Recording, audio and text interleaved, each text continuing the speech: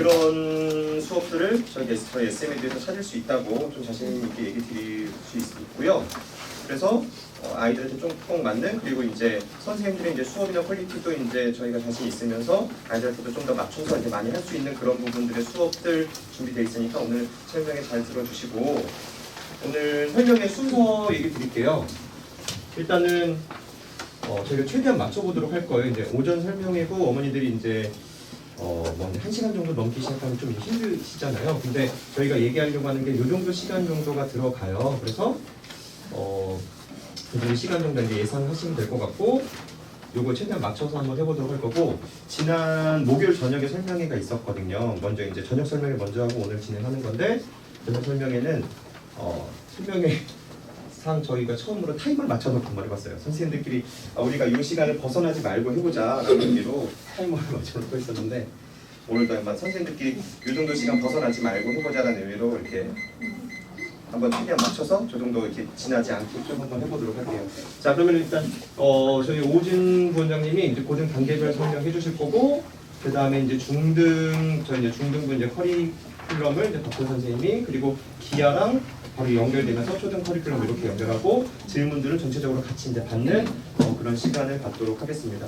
그리고 뭐 이제 지금은 설명이다 보니까 좀 더 집중해서 들어야 될 부분들이 각자 다르겠죠. 우리 아이가 이제 현재 6학년이어서 예비 중이니까 이쪽, 그리고 고등 수업 들어갈 수 있는 뭐 근처여서 이 정도, 뭐 기아 관련해서 이 정도인데, 뭐 각자 아이들이 종합적인 어찌되건 학습적인 게 필요하기도 하고, 또 동생들도 있으시기도 하고 그러잖아요. 주변에 지인들도 많으실 거고, 종합적으로 이제 확실하게 많이 도움되게끔 끝까지 잘 들어주셨으면 좋겠어요. 자, 그럼 첫 번째 바로 저희 오진 부원장님 소개하면서 바로 시작할게요. 네.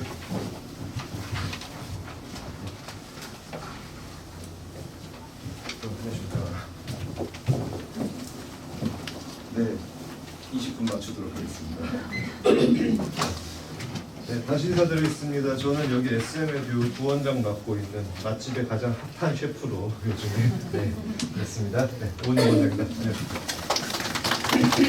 우선은 저는 오늘 담당하게 된 파트는 이제 어떻게 공부를 시킬 것이냐를 내용을 담고 있는 저희 SM에듀 철학을 좀 말씀을 드리러 왔고요.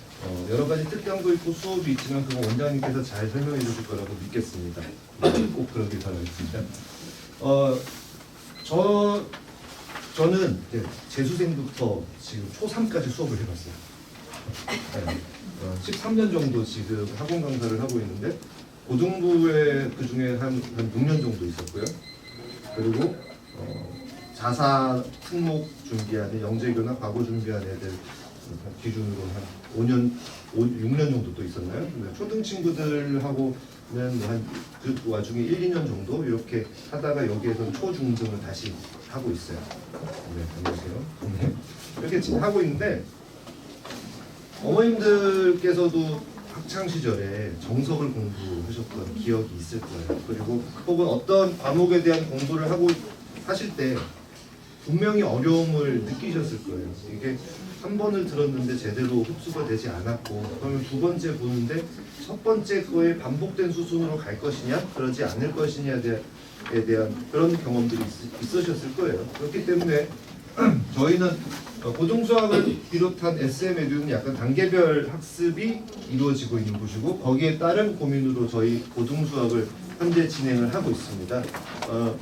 저는 현재 초3 하고요, 초4 하고요, 초5, 6 하고요, 그리고 중1의 고등수학을 담당하고 있어요. 엄청 많죠. 심지어 초3도 있어요. 근데 하나같이 반응들은 다 괜찮은 것 같아요. 열심히 잘 하고 있고 이해도도 좋습니다. 그렇게 진행을 하고 있는데, 이유는 그런 것 같아요. 막무가내로 그냥 시작해가지고 끝날 때까지 이렇게 계속 그 같은 걸 시키는 게 아니라 단계별로 차근차근 이해시켜서 가는 것들에 대한 저희의 고민이 좀 녹아있는 과정이다 보니까 아이들이 그래도 흡수율이 좋은 것 같아요. 볼게요. 네. 단계별 구성에 대한 고민인데요. 실제로 사람이, 그러니까 교육학에서 얘기하는 정보를 인지하는 과정 자체가 다음과 같아요.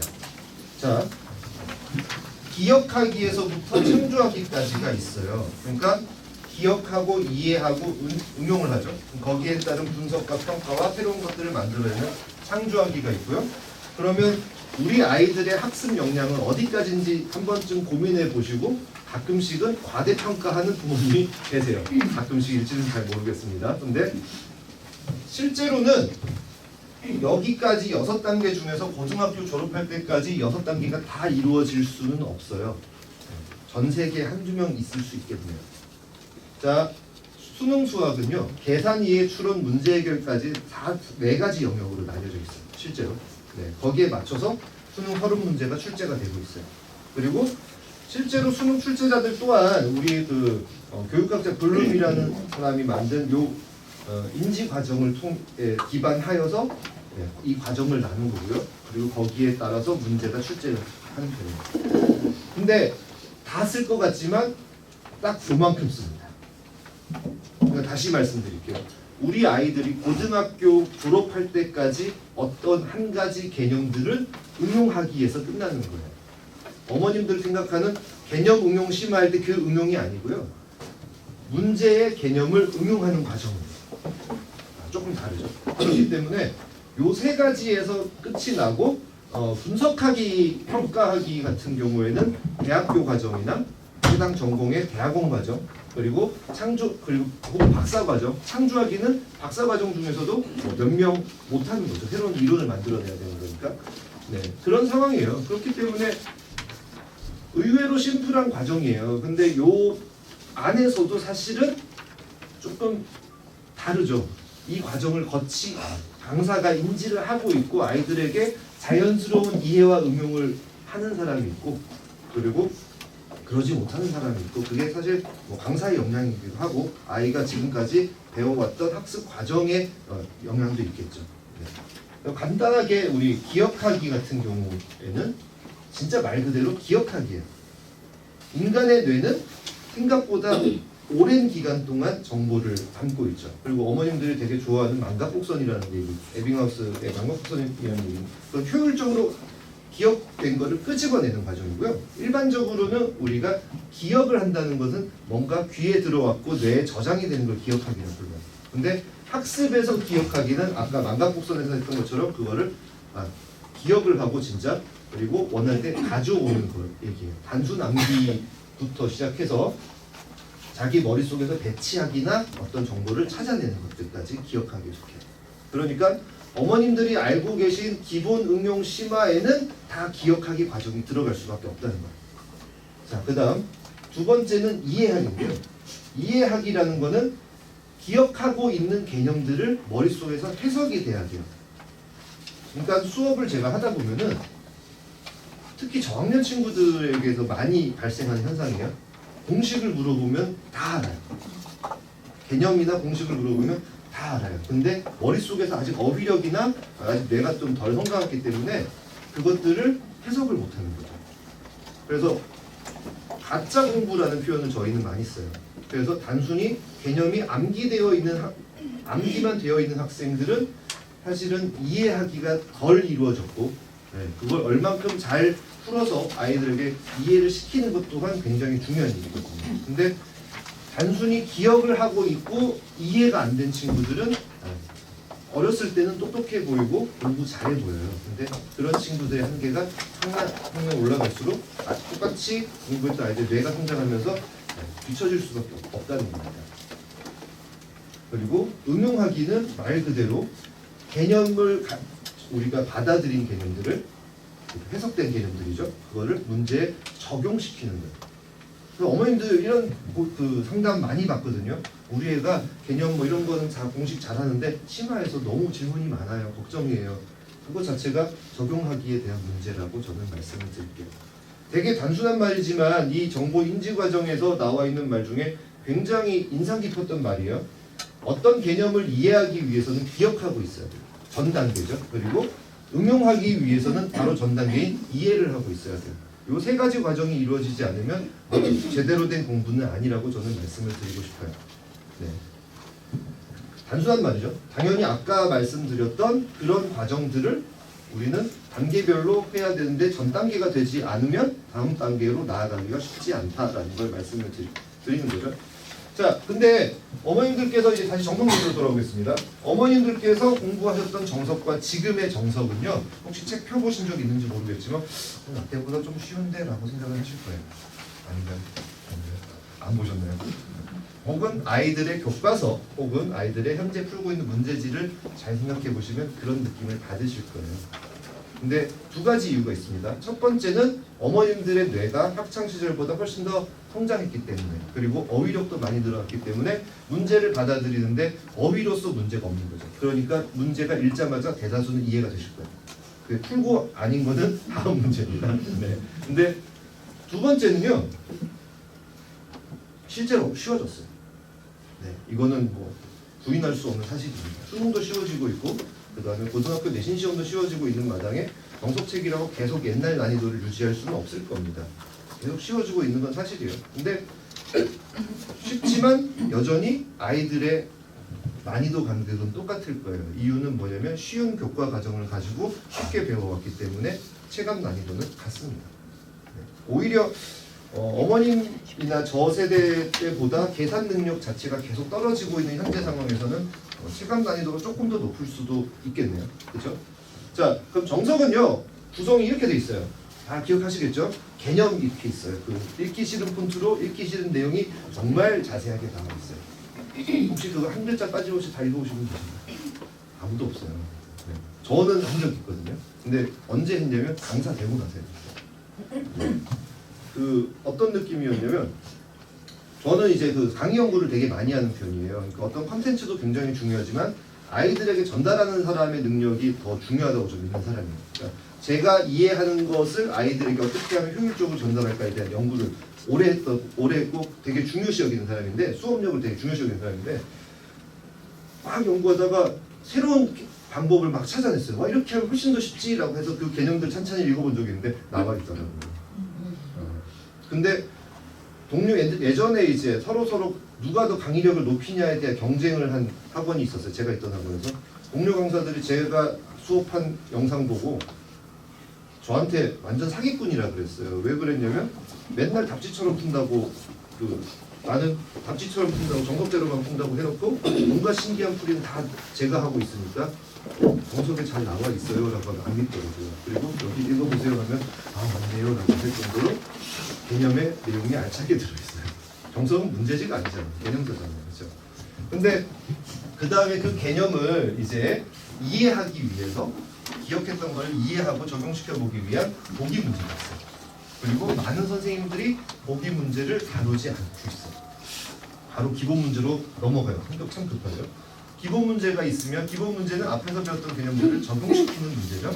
그 다음에 유제는 기본 문제를 통해서 배웠던 걸 다시 응용해보는 연습하는 문제가 유제고요. 그리고 말 그대로 연습하는 연습 문제가 있어요. 근데 이 연습 문제는 어떤 연습을 시키냐면 굉장히 가혹한 연습을 시켜요. 뭐냐면 앞 한 단어에서 배웠던 것들을 전체 종합해서 연습을 하래요. 너무 힘들어요. 그래서 아까 이제 정보의 인지 과정을 통해서 보면 개념과 보기는 기억하기에 속하고요. 보기와 기본 문제 유제는 이해하기에 속하고 그리고 연습 문제는 응용하기에 속해요. 시간이 이제 자꾸 가고 있어서 시계를 볼 수가 없거든요. 자, 근데 그러면 당연하게 이 과정을 거치면 당연히 정석을 다 푸는 건 아닐까요? 라고 생각을 하실 건데 실제로 체감 난이도 어머니 다 아실 거예요. 연습 문제는 이만큼 놀랄 만큼 간격이 큽니다. 그렇죠? 적용이 잘 안 돼요. 그렇죠? 공부해 보셨으면 다 아는 부분, 혹은 공부시켜 보셨으면 다 아는 부분이 이 부분이죠. 어머님들께서는 좀 성미 급하신 어머님들 계세요. 당연히 그럼 되든 안 되든 일단 따라가야 되니까 남들 따라가야 되니까 연습 문제 해야 되는 거 아닌가요? 라고 하는데 안 그래요. 네. 바로 연습 문제를 하는 것보다 더 중요한 거는 우리 아이들이 정확하게 개념을 알고 그거를 이해하고 있는지 아닌지 그리고 문제에 그걸 적용을 시킬 수 있는지 아닌지가 훨씬 더 중요해요. 길게 보셔야 됩니다. 지금 당장 누가 더 빠르대요. 그 옆집 어머님들이 우리 집에 저기잖아요. 그렇죠? 옆집 엄마들이 얘가 지금 여기 갑자기 막 마음이 급해져요. 근데 그러시면 안 돼요. 어차피 고등학교 3학년까지 배워야 될 총량은 같아요. 혹은 중간에 경시로 빠지기도 해서 남들 선행 나갈 시간에 KMO 개념하고 문제 적용하는 훈련 하잖아요. 근데 결국 그 친구들이 나중에 공부를 더 잘하는 이유는 뭘까요? 선행이 빠르다고 해서 공부를 잘하냐? 그건 아니라고 봅니다. 그렇죠? 공부를 해야 되는 총량은 어쨌든 정해져 있다는 거죠. 자, 그렇기 때문에 저희는 어차피 정석 어머님들 기본 정석 보면 그 다음 실력 정석 보잖아요. 그 다음에 실력 정석 보고 나면 다음 과정 넘어가려고 하는 게 일반적이잖아요. 근데 저희는 그래서 과정을 조금 세분화시켰어요. 정석을. 네. 자, 그래서 저희가 고민한 3단계는 다음과 같아요. 자, 아까 연습 문제와의 간극, 문제 난이도나 적용시킬 간극이 굉장히 크다고 제가 말씀을 드렸잖아요. 근데 정석에 있는 연습 문제는 어떤 느낌이냐면 기존에 있는 센에서 B단계에 있는 유형들을 막 통에 집어넣고 막 섞어요. 그리고 적당히 섞여 있는 문제를 꺼내서 철푸덕 붙여놓는 거예요. 그리고 수능에서 얘기하는 4가지 영역 또한 그 문제에 적용이 되어 있어요. 계산 문제부터 해결문제까지. 그러니까 수능 형태는 좀 많이 벗어나 있지만 그래도 문제가 쉽지 않다라는 마음을 다 알고 계시듯이. 네. 그렇기 때문에 무작정 어렵게 그거를 적용을 시키는 게 늘 옳지는 않아요. 그래서 정규 수업에서는 저희는 이 3단계를 진행을 하고 있고요. 특강 같은 제가 하고 있는 특강이나 뭐 저희 정석 특강 같은 거 보시면 정석 특강 같은 경우에는 온전히 그냥 그대로 하고 있어요. 네, 제가 하는 특강 기준으로는 저는 아까 말씀드렸듯이 정보의 인지 과정 자체를 그래도 이해하려고 노력하고 이해하는 사람이다 보니까 짧은 시간 내에 정석을 한번 다 본다고 해서 그게 완전히 다 봤다는 건 아니기 때문에 매 수업 영상 촬영을 하거든요. 그래서 그거를 어머님들께 한 특강이 끝나고도 1~2달 정도 제공해드려요. 복습하시라고. 어쩔 수 없고 방학 특강 때 정석 듣는 저 찾아오시는 분들은 좀 급하신 분들이 많더라고요. 그래서 어쩔 수 없는 선택이니까 그 과정을 거칩시다라고 말씀을 드리고 일반적으로 저는 정규반에서는 1, 2, 3단계에서 1단계는요. 기본 정석, 기본 문제와 유제 그리고 개념 석책 따로 있고요. 그리고 1단계 문풀 교재가 있어요. 1단계 문풀 교재 구성은 주로 RPM이고요. 중등 RPM 어머님들 뭐 RPM 그거 이렇게 생각하실 수 있지만 고등 RPM은 내신 기본서예요. 고1 내신 기본서가 RPM인데 뭐 훈련하기 딱 좋은 정도라고 보시면 됩니다. RPM을 정석 단원에 맞게 저희가 분류를 했어요. 정석 단원에 맞게. 그리고 전체 520문제가 있는데 여기에 있는 것들을 그대로 단원별로 가는 게 아니라 얘는 문항수별로 저는 회차별로 끊어서 진행을 하고 있고요. 그리고 매해 시험을 보거나 이렇게까지 하고 있고 문풀 시간도 따로 가지고 있는데 여기에서 개념을 많이 적용시켜요. 왜냐하면 난이도는 연습 문제보다 쉽고요. 대신에 적용해야 되는 방식은 연습 문제와 유사해요. 네, 그렇기 때문에 이렇게 경우를 케이스를 나눈 거예요. 그래서 연습 문제는 언제 하냐고 하면요. 2단계 때 들어가요. 2단계 구성은 어떻게 되어 있냐면 저희가 실력 정석 필수 예제와 유제 그리고 기본 정석 연습 문제가 돼요. 이제 기본 1단계를 밟은 친구들의 특징은요. 2단계에서 기본 정석 연습 문제를 주면요. 풀어요. 그것도 완전히 다 풀지는 못해요. 하지만 조금씩 틀리지만 스스로 풀 수 있게 돼요. 이유는 1단계 문풀 교재에서 완충을 한번 겪었기 때문에 그래요. 즉 개념을 실제 정석 문제 또한 기본 문제 또한 유형으로 되어 있지만 근데 사실 부족해요. 아까 말씀드렸듯이 정석책이 쉬워졌어요. 센이나 RPM의 처음 시작은 정석 기본 문제와 연습 문제 있는 걸 유형별로 끊어놓은 걸로 시작이 됐고요. 거기에 따라서 발전이 이루어진 거고 정석책은 그 전에 있던 기본 문제 유제들의 유형이 계속 줄고 있어요. 그러니까 연습 문제의 체감 난이도는 계속 올라가고 있는 중이고요. 그래서 충분히 완충을 해서 개념을 적용시키는 연습을 분명히 잘 시키고요. 그 다음에 저희는 2단계로 넘어가고 2단계에서 기본 정석 연습 문제를 적용을 시켜보는 거예요. 이제 이 정도면 기본 정석 연습 문제 소화를 합니다. 자, 그러면 3단계는 실력 정석 연습 문제 해야 되잖아요. 근데 3단계는 반마다 조금 커리큘럼마다 좀 혹은 성취도마다 다른데 실력 정석 연습 문제 즉 3단계를 들어가는 반이 있고 그렇지 않은 반이 있고요. 들어가는 반 같은 경우에는 저희 부교재로 1품이나 블랙라벨 같이 진행하는데 전권 다 진행하진 않고 뭐 도전 문제식으로 하건 혹은 편집된 교재로 진행까지 할 수 있을 수준까지는 가요. 근데 놀라운 거는 이 과정을 밟은 친구들 있잖아요. 근데 실제로 학년과 관계없이 블랙라벨 어렵잖아요. 2, 3스텝 고등 문제를 풀어요. 그리고 거기에 대해서 설명해봐라고 했을 때 잘합니다. 네. 저희가 이렇게 대수나 기하도 마찬가지, 원장님 기하 뭐 3단계는 원체 유명하잖아요. 1, 2, 3단계는. 근데 저희가 대수나 기하를 이렇게 단계별로 나눈 이유는 제 소리 아니에요. 저 아직 시간 1분 남았습니다. 네.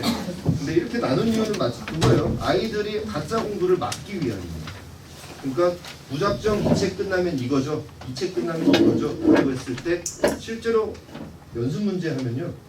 수업하잖아요. 처음 배운 애들한테 하잖아요. 그럼 기본기 약한 친구들한테 그 반에 들어가면 저 혼자 풀어요. 아이들은 관람하고 있다가 아 그렇구나라고 해서 착각을 해요. 자기가 이걸 배웠다, 할 줄 안다라고. 근데 다시 풀려보면 다릅니다. 그러니까 결국은 그거예요.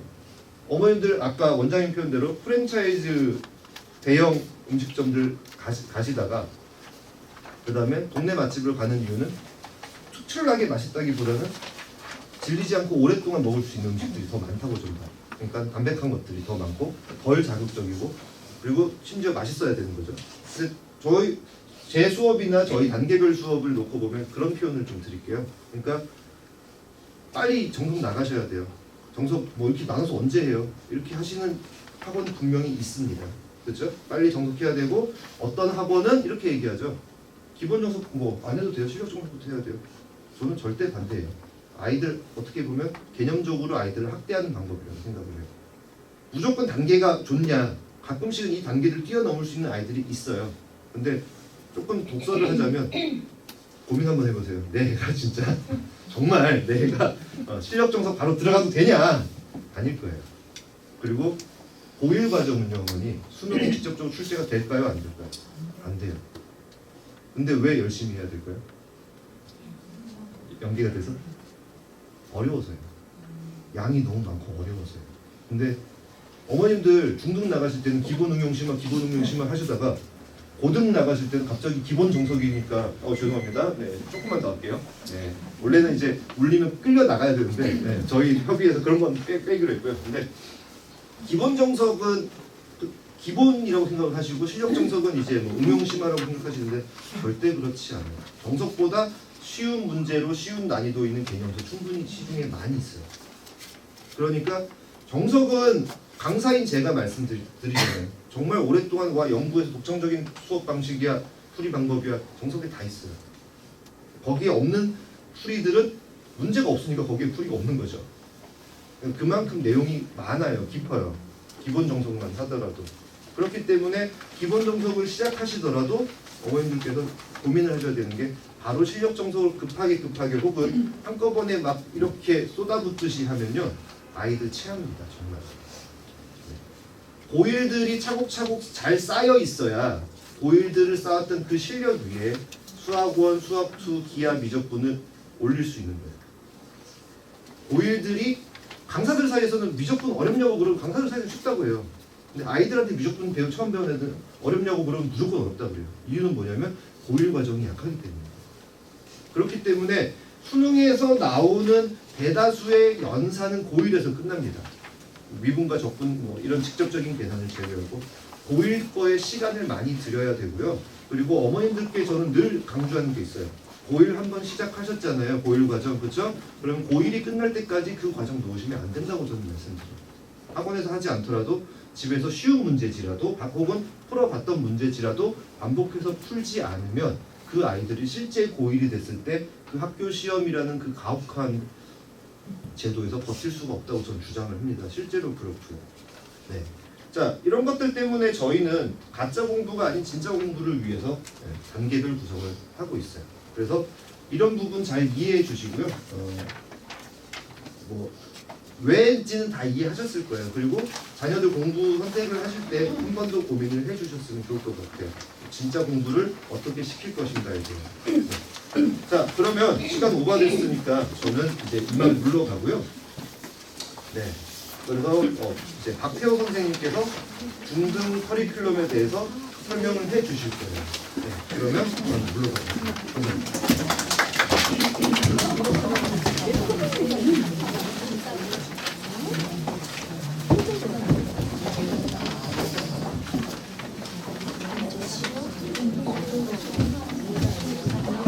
안녕하세요, 박태호입니다. 말이 길어서 지쳐가지고 해가지고 저는 일단 화두가 되고 있는 건 지금 정시냐 수시냐의 2022년부터는 시작을 할 거고 2025년부터는 아예 개편돼서 나가겠다고 하고 있거든요. 그러면 현재 중3 아이들부터 이게 시작이 돼요. 그러면 왜 정시냐 수시냐 이게 가장 문제가 되느냐? 혹시 이제 고등학교 자녀분이 계시면 조금 이해하시겠지만 그게 아니시라면 세 가지가 있어요. 학생부 종합 전형이 있고 학생부 교과 전형이 있고 그다음 마지막으로 이제 정시라고 하는 수능이 존재해요. 그런데 이게 지금 서울대 같은 경우에는 지금 수시 모집이 70%를 넘어서요. 그리고 연고대 같은 경우에도 거의 서울대 수준에 육박하고 있다라고 보면 되거든요. 그러면 아까 전에 말씀드린 것 중에 종합 전형은 학종이라고 하고요. 교과 전형은 그냥 내신이라고 통칭 얘기를 할게요. 그리고 마지막에 수능이 정시인데 이게 아마 제 예상엔 뭐 전문가는 아니지만 제 예상엔 이게 개편된다고 하더라도 이 모델이 있습니다. 94년부터 2000년까지 수능 세대 모델들은 내신도 포함된 수능으로 들고 가서 그 수시로 접수를 하고 이걸 시험을 봤었어요. 그렇다는 얘기는 여전히 학종이 됐든 내신이 됐든 무언가가 계속 발산이 될 거예요. 그리고 큰 줄기로 보자면 자 이게 굉장히 논란이 됐고 이슈가 돼가지고 매번 수능 시험이 끝날 때마다 화두가 되는데 교과 내용에 왜에서 몇 프로가 나왔냐가 늘 화두예요. 늘. 그래서 이게 한 2008년까지 2000년부터 2008년까지는 한 번은 어렵고 한 번은 쉽고 한 번은 어렵고 한 번은 그래서 물수능이라는 말이 2000년대 후부터는 등장하기 시작해요. 그러면 자 제가 말한 학종은 일반고나 자사고에서 학종을 할 수 있는 거는 많지가 않아요. 그건 뭐냐면 교과 이외의 활동을 하라는 얘기거든요. 그거는 학교에서 뭐 보면 되냐면요. 내신 말고 수학평가, 그 다음에 과학평가 이런 자체 학교 시험이 있어요. 그 시험으로 아이들한테 얘가 다른 아이에 비해서 종합적으로 이런 게 판단이 된다는 거예요. 그러면 그 시험의 기반은 뭐냐? 내신이에요. 그러니까 아이는 내신에 대해서 변별력이 높은 아이들, 그러니까 전교 1, 2등 하는 아이들한테 결국 그 상을 주겠다는 얘기예요. 쟤를 내신으로만 집어넣겠다라는 건 수도권 대학에서 학종으로 가는 아이들이 25%고요. 그 다음이 수능이에요. 수능이 23%에서 22% 정도 되고 그 다음에 마지막 수능이 21% 정도 되거든요.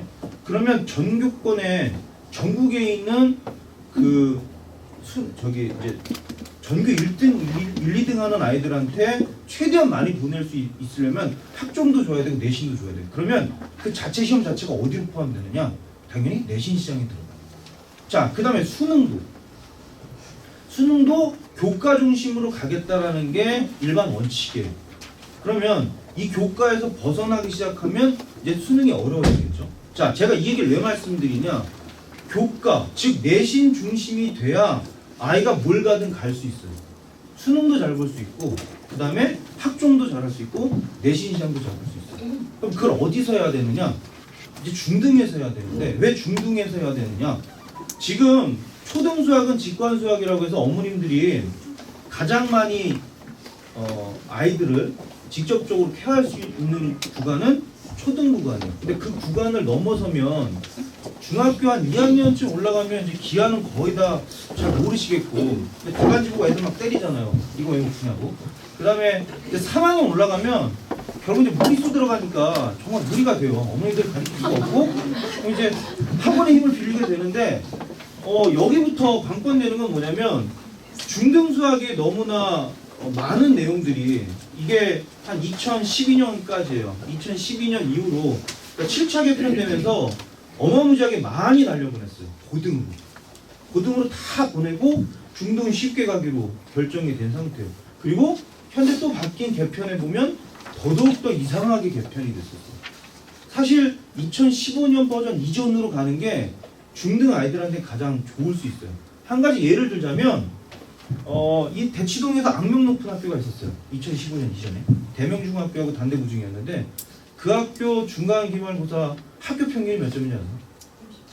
네, 50에서 30 사이. 조금 어려운 30점이고 높으면 50점이거든요. 그러면 우리 아이가 기본적으로 반에서 중간 이상을 하려면 몇 점을 받으면 되냐? 30점을 받으면 돼요. 40점 받고 애가 기분 좋다고 온 거예요. 엄마, 나 반에서 10등 안에 든 것 같아. 이게 어머님들이 지금 중학교 1학년 이게 가장 큰 문제인데 초등학교 6학년 딱 끝나고 중학교 1학년 시험 봤거든요.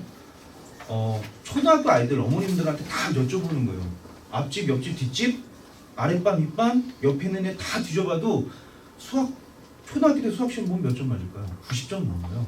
진짜 바보인 애가 막 80점 맞았다고 애들끼리 진짜 바본가 봐 이러거든요. 그러던 아이가 갑자기 40점 시험지 들고 이러고 들어온 거예요. 엄마, 나 잘 봤어. 어머니 이제 무너져 내렸죠. 그렇지만 나름의 뭐가 있냐? 아 그래도 얘가 전교 몇 권 안에 들었다고 하니까 그리고 일말의 희망을 가져요. 근데 중간고사 끝나고 기말고사 봤는데 성적이 그대로예요.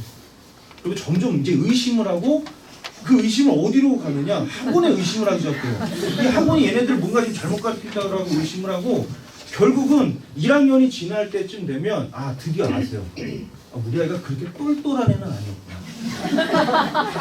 그제서야 뭔가 조금 이제 불길한 이 예감을 이제 시작을 하시고 2학년 가면 최저치를 찍어요. 왜냐면 2학년 1학기는 대수 파트인데 거기가 뭐냐? 오로지 다 아이들이 제일 싫어하는 게 들어가요. 뭐가 들어갈까요? 활용이 들어가요. 연립방정식, 1차 방정식, 1차 부등식, 함수 활용이 다 들어가요.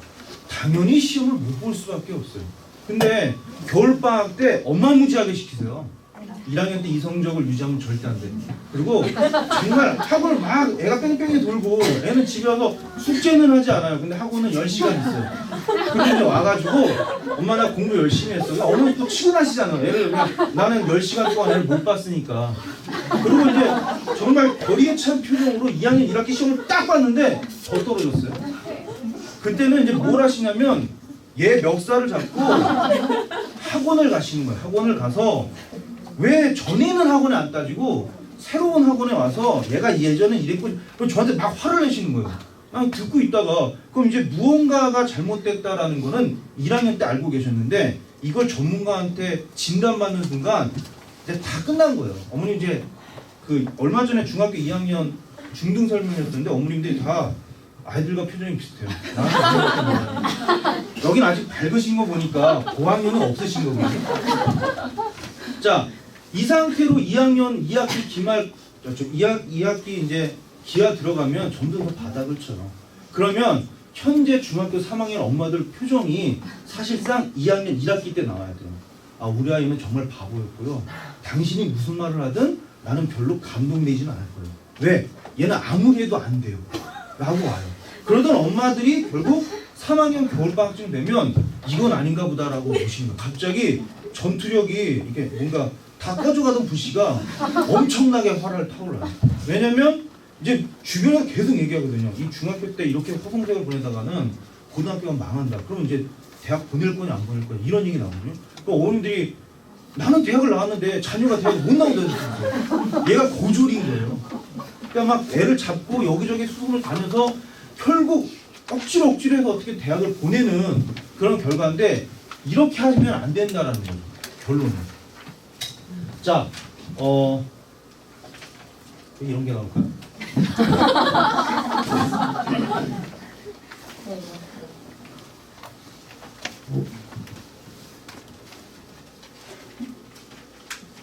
자, 저는 포커스를 수학을 외울 것인가예요. 대부분의 아이들이 수학을 외워요. 그리고 꽤 생각보다 똘망똘망하다고 왔는데 최근에 가장 많이 듣는 질문이 뭐냐면 우리 애가 함수가 좀 약하대요. 그 함수 파트만 더 들을 수 없냐. 결론 얘기하자면요. 걔는 다 안 되는 거예요. 함수는 대수의 끝이에요. 근데 이걸 못한다? 어디가 무너질 거겠죠. 근데 함수만 특강을 들으면 얘는 완성될 거라는 거예요. 어머니 그러시면 고등학교 때까지 맨날 함수만 들을 거예요. 여전히 함수를 모른다. 그건 왜 그러냐? 자, 일단 그거는 조금 나중에 설명드리고 저는 제일 중요한 걸 개념으로 봐요. 뭐냐면 머릿속에 머릿속에 기본적으로 흘러가는 물이 없으면 아이가 생각을 할 수가 없어요. 유연성도 없어요. 창의력도 나오지 않아요. 즉 내가 이차 함수가 뭐니라고 물어봤을 때 그거요. 그거요라고 하는 순간 얘는 끝났어요. 아무것도 못해요. 근데 2차 함수가 뭐니? 2차 방정식이 뭐니? 1차 함수에 대한 정의를 내려봐. 2차 함수하고 2차 방정식의 차이점은 뭐니? y절편에 대한 너의 해석은 어떻게 되니? 라는 걸 물어봐 줘야 얘가 답변이 되면 뭘 할 수 있냐면요. 대표 유형별 분석이 가능해요. 대표 유형별 분석이 가능하면 내가 유형 분류를 했잖아요. 이거 요리라고 보시면 돼요. 양파는 어디다 쓸 거니? 마늘은 어디다 쓸 거니? 백종원은 머릿속에 제가 생각하기엔 수학 공식처럼 레시피가 막 돌아갈 거예요. 이거랑 이거랑 조합하면 이게 나올 거고 얘랑 얘랑 조합하면 이게 나올 거고. 수능은 개념이 40개에서 60개 정도의 개념이 복합적으로 해결된대요. 그러면 얘가 지금 물 흐르듯이 개념이 정립되어 있지 않으면 문제를 절대 못 풀어요. 그런 아이들이 저는 이제 준재라고 얘기하는데 몽땅 다 외워요. 문제를 다 외워서 이걸 해결해요. 그럼 중등수학 제가 말씀드렸다시피 이렇게 대폭 내려왔거든요. 오, 시간이 이렇게 빨리 가네. 자, 훅 내려버렸는데 얘를 여기서도 개념 흐름이 존재하지 않는다. 그러면 고등학교 가면 그걸 다 외워야 되는데 중등을 2,000개에서 3,000개 정도라고 유형을 잡아요. 고등은 2만 개에서 4만 개에서 못 외워요. 그래서 뭐가 되냐? 수포자가 탄생이 돼요. 결국은 요 유형만 어느 정도 외워서 내신 때 겨우 30점, 40점 맞고 5등급 간에 6등급 간에 이러고 있는 거예요. 자, 아이디어가 나오면 그 다음부터는 자기가 선생이 얘기해준 개념이 아니에요. 본인의 개념이 이제 그걸 좀 개념맵이라고 하는데 이게 물 흐르듯이 돌아가요. 막. 그리고 뭐가 되냐면 본인만의 흐름을 파악하고 드디어 정석의 연습 문제 해결이 돼요. 이게 안 나온 아이들은 정석 연습 문제 결국 어떻게 해결할 거냐? 선생이 풀어준 거 외울 거예요. 그러면 걔가 좀 한다라는 얘기를 들을 거예요. 얘는 이제 아직은 저학년이시니까 KMO에 진출하는 학생들이 있을 거거든요. 연습 문제 기가 막히게 푼다는데 심지어 서울영재고 한가영 이쪽에 진입해야 되는 아이들이 있어요. KMO에서 장려상 받은 애들, 동상 받은 애들, 은상이나 금상은 안 그래요. 아주 호가다 동상 받은 애들 다 외웠어요. 근데 한가영이나 영재고 시험 보면 영재고 시험은 절대 유형별로 문제를 분석해주지 않아요. 거기는 본인이 아이디어를 내야 돼요. 무조건 돌아가요. 그래서 이제 영재고 쪽 학원에서 무슨 얘기하느냐? 얘는 왜 붙어야 되는데 떨어졌느냐? 여기로 가는 거예요. 자, 제가 그래서 가장 많이 얘기하는 건데 이거 정석 기본 문제거든요. 얘네들 이거 읽는 순간 여기서 이미 끝났어요. 최대값과 최소값과. 아이들은요 이게 움직인다, 이동된다, 혹은 이 값에 경계가 있다라고 하면 일단 두려워요. 그럴 수밖에 없어요. 그러면 그나마 이제 아이들한테 무진장 풀려본 애들은 아 이거 이제 연립방정식으로 풀어야지. 그러면 y제곱은 1-x제곱으로 가서 여기다가 집어넣는 거예요. 그러면 y고 y제곱이잖아요. 그럼 y가 루트로 바뀌어요. 거기서 이제 절망해요. 이거 못 풀어요. 그리고 선생님 다시 풀어주면 아 이래요. 그게 이제 정석에 나와요. 최대 최소를 이용한 해결이다. 여기다가 는 k라고 넣으면 하나의 식이 되지 않냐? 그러면 이 식이 여기다 대입이 가능해요. 사실 이건 뭘까요? 자기가 유형을 분석한 다음에 아이디어를 내보는 거예요. 굳이 왜 2차식을 1차식에다 넣을까? 1차식을 2차식에 넣어도 되는 거예요. 아이디어가 나와야 돼요. 정석은 여기까지 오고요. 저는 자 너는 그래프를 그려야 돼. 고등은 무조건 그래프를 그리는 거야. 그래프를 해석하면 얘는 금방 보여줘. 라고 본인이 아이디어를 내게 돼요. 자, 이걸 왜 그러냐면 중학교 1학년, 2학년, 3학년, 고등학교 1학년으로 분포하면 중학교 1학년 때 자연수화 정수 1차, 1차 방정, 1차 함수 이렇게 배워요. 그런데 2학년, 3학년 다 똑같아요. 수 배우고 문자 배우고 식 배우고 그래프 배워요. 자, 숫자를 가르쳐 준 다음에 그 문자로 바꿔주고 그 문자를 통해서 식을 연결한 다음에 그래프를 그리는 거예요. 그래서 저희 아이는 함수가 안 돼요. 식을 못 쓰겠죠. 문자 연결을 못 하겠죠. 수에 대한 개념이 없는 거예요. 그러니까 어머니 제발 함수가 안 돼요라는 얘기 하지 마요. 차라리 방정식이 안 돼요 그러면 아 어머니 뭘 좀 아시는구나 이렇게 되는데 함수가 안 돼요는 그냥 다 안 되는 거예요. 이제 아셨으니까 자 대수가 이런 방향인데 결과적으로 통합으로 다 배워요. 여기도 고차를 통해서 다 배워요. 여기도 고차 방정식 다 배우고 여기도 지수로까지 미적분해서 함수가 쓰이는 거예요. 자, 그러면 결론이 또 뭐가 나냐? 이상한 결론에 또 도달이 돼요. 갑자기 그 중등수학을 안 끝낸 어머님들이 퇴무 들어가시겠다고 갑자기 정석책을 들고 오셔서 기본 정석을 해달래요. 왜? 여기서 다 배우니까. 어머니 흐름이 안 돼요. 근데 어떻게 정석을 들어가요? 더 기가 막힌 건 실력 정석을 들어가지고. 실력 정석은요 연습 문제 자체가 다 유형이에요. 그걸 어떻게 해석을 해줘요? 걔네들 결과적으로 이걸 다 아까 전에 원래로 돌아가는 거예요. 이제 암기라는 시작. 진짜 줄줄 외우는 거예요. 자, 중등은요 수 문자식 그래프예요. 수 배워서 문자식 그래프를 연결하는 건데 고등은 어떻게 하냐면요 수능이 이래요. 그래프를 보고 너가 식을 쓰고 답을 내라요. 자, 중등에서 이렇게 가리키는 이유는 뭐냐? 우리는 피카소의 그림 보면 뭘 볼까요? 나도 그리겠다잖아요. 저건 나도 그릴 거야. 자, 그림만 갖다 놓고는 애들이 해석이 안 돼요. 그러니까 무슨 연습을 시킨 거예요? 자, 이제 그림을 어떻게 완성할 거냐는 거를 구도를 쭉 잡아주고 그림을 그렸대요. 그러면 고등에 올라가서 너네 연습 많이 했지? 이제 그래프 그려. 혹은 그래프를 줄게. 답을 내고. 이 과정이 역순으로 변하는 거기 때문에 우린 늘 뭘 알아야 되느냐? 결국 여기서도 흐름이에요. 고등에 그걸 결실을 봐야 돼요. 기하만 따지고 봐도요.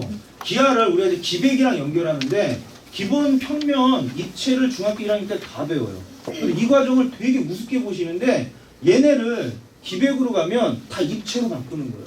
그래서 지금 고등학교 2학년 애들이랑 수업할 때 제일 답답한 게 뭐냐면 입체도형 아무리 뚫어지게 쳐다봐도 우리 인간의 뇌가 그렇게 공간감각 능력이 좋지가 않아요.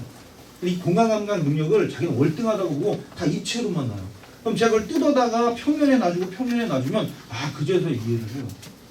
그래서 중학교 1학년 이거 꾸준히 많이 연습해 놓지 않으면 갑자기 얘가 일로 올라가거든요. 고등으로. 해결이 안 돼요. 자, 중학교 2학년은 우리가 기하의 꽃이라고 얘기를 해요. 가장 많은 단원을 배우고 가장 많은 지식을 배워요. 30이라고 돼 있는데 아이들이 닮은 30 무게중심을 제일 어려워하죠. 자, 우리는 오심을 배웁니다. 대치동 바닥에서 오심을 안 가리키면 그건 문제가 있어요. 선생님들 오심 얘기 안 하지만 문제 속에 수식과 방식을 집어넣어요. 제일 어려운 거를 해요. 자, 그리고 사각형은 이게 요 두 파트는 결국 수상에 모두 다 직결돼서 연결돼요. 이거 아이디어로 해결하는 문제 많이 나오거든요. 그 다음에 이게 제일 문제가 되는데 어머님 중등 아이들은 3학년 2학기에 언제쯤 아이들 스스로가 종료를 할까요? 수업을. 여름방학 때면 종료합니다. 왜냐? 아이들이에요. 자, 옆에 있는 아이가 지금 영재고 시험 본다고 원서 쓰기 시작해요. 5월달부터. 자기도 들떠요. 자기는 일반고도 못 가는데 떨어질 때 영재고 같이 울어요. 아니, 왜 그런지 모르겠지만 자기는 지금 일반고 가는 애인데 왜 그런지 모르겠어요. 그리고 과거 시험 봐야 되죠. 그다음에 자사고 원서 쓴다고 그래요. 다 날려요 애들이. 근데 이 녀석이 어디 들어가냐면 고등학교 2학년에 미적분이고 뭐고 다 여기 들어가요. 그래서 삼각비하고 원각익선 이 부분에 대한 파트를 3학년 때 굳건히 해두지 않으면 고등학교 가면 낭패 봐요. 고등학교 선생님들이 그렇게 친절하지 않거든요. 다 배웠지라고 시작해요. 그럼 갑자기 고등학교라도 중학교 책을 볼 수는 없죠. 이미 바쁩니다. 자, 통계는 확률과 통계는 중학교 1, 2, 3학년 딱 붙어 있는데 기본적인 것만 가르쳐요. 정말 베이직적인 거. 그래서 갑자기 확통으로 고등학교 1학년 아이들 1학년 거의 겨울 때면 이걸 시작을 하는데 끝난다고 봐요. 그래서 사실 이거하고 대표값과 산포도하고 통계 자료 정리는 용어 정리를 잘 해놔야 돼요. 이게 대놓지 않으면 확통해서 그냥 망해요.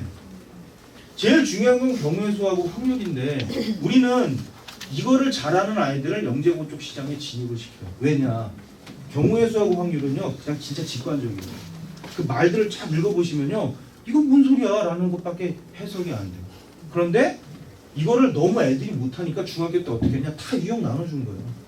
줄 세우기, 주사위 던지기 그렇게 나눠진 거를 얘가 자신만의 아이디어가 나와요. 그러니까 저는 확률을 가르칠 때 개념 설명은 정말 짧게 가르쳐줘요. 그렇지만 거기에 녹아든 문제들을 해석하는 것들을 계속 길러주는 거예요.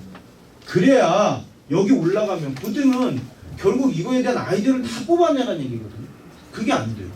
자, 똑같은 얘기예요. 대수랑. 기본기 배워야 아이디어가 나옵니다라는 걸 다시 말씀드려요. 자, 중등은 결국 이런 얘기예요.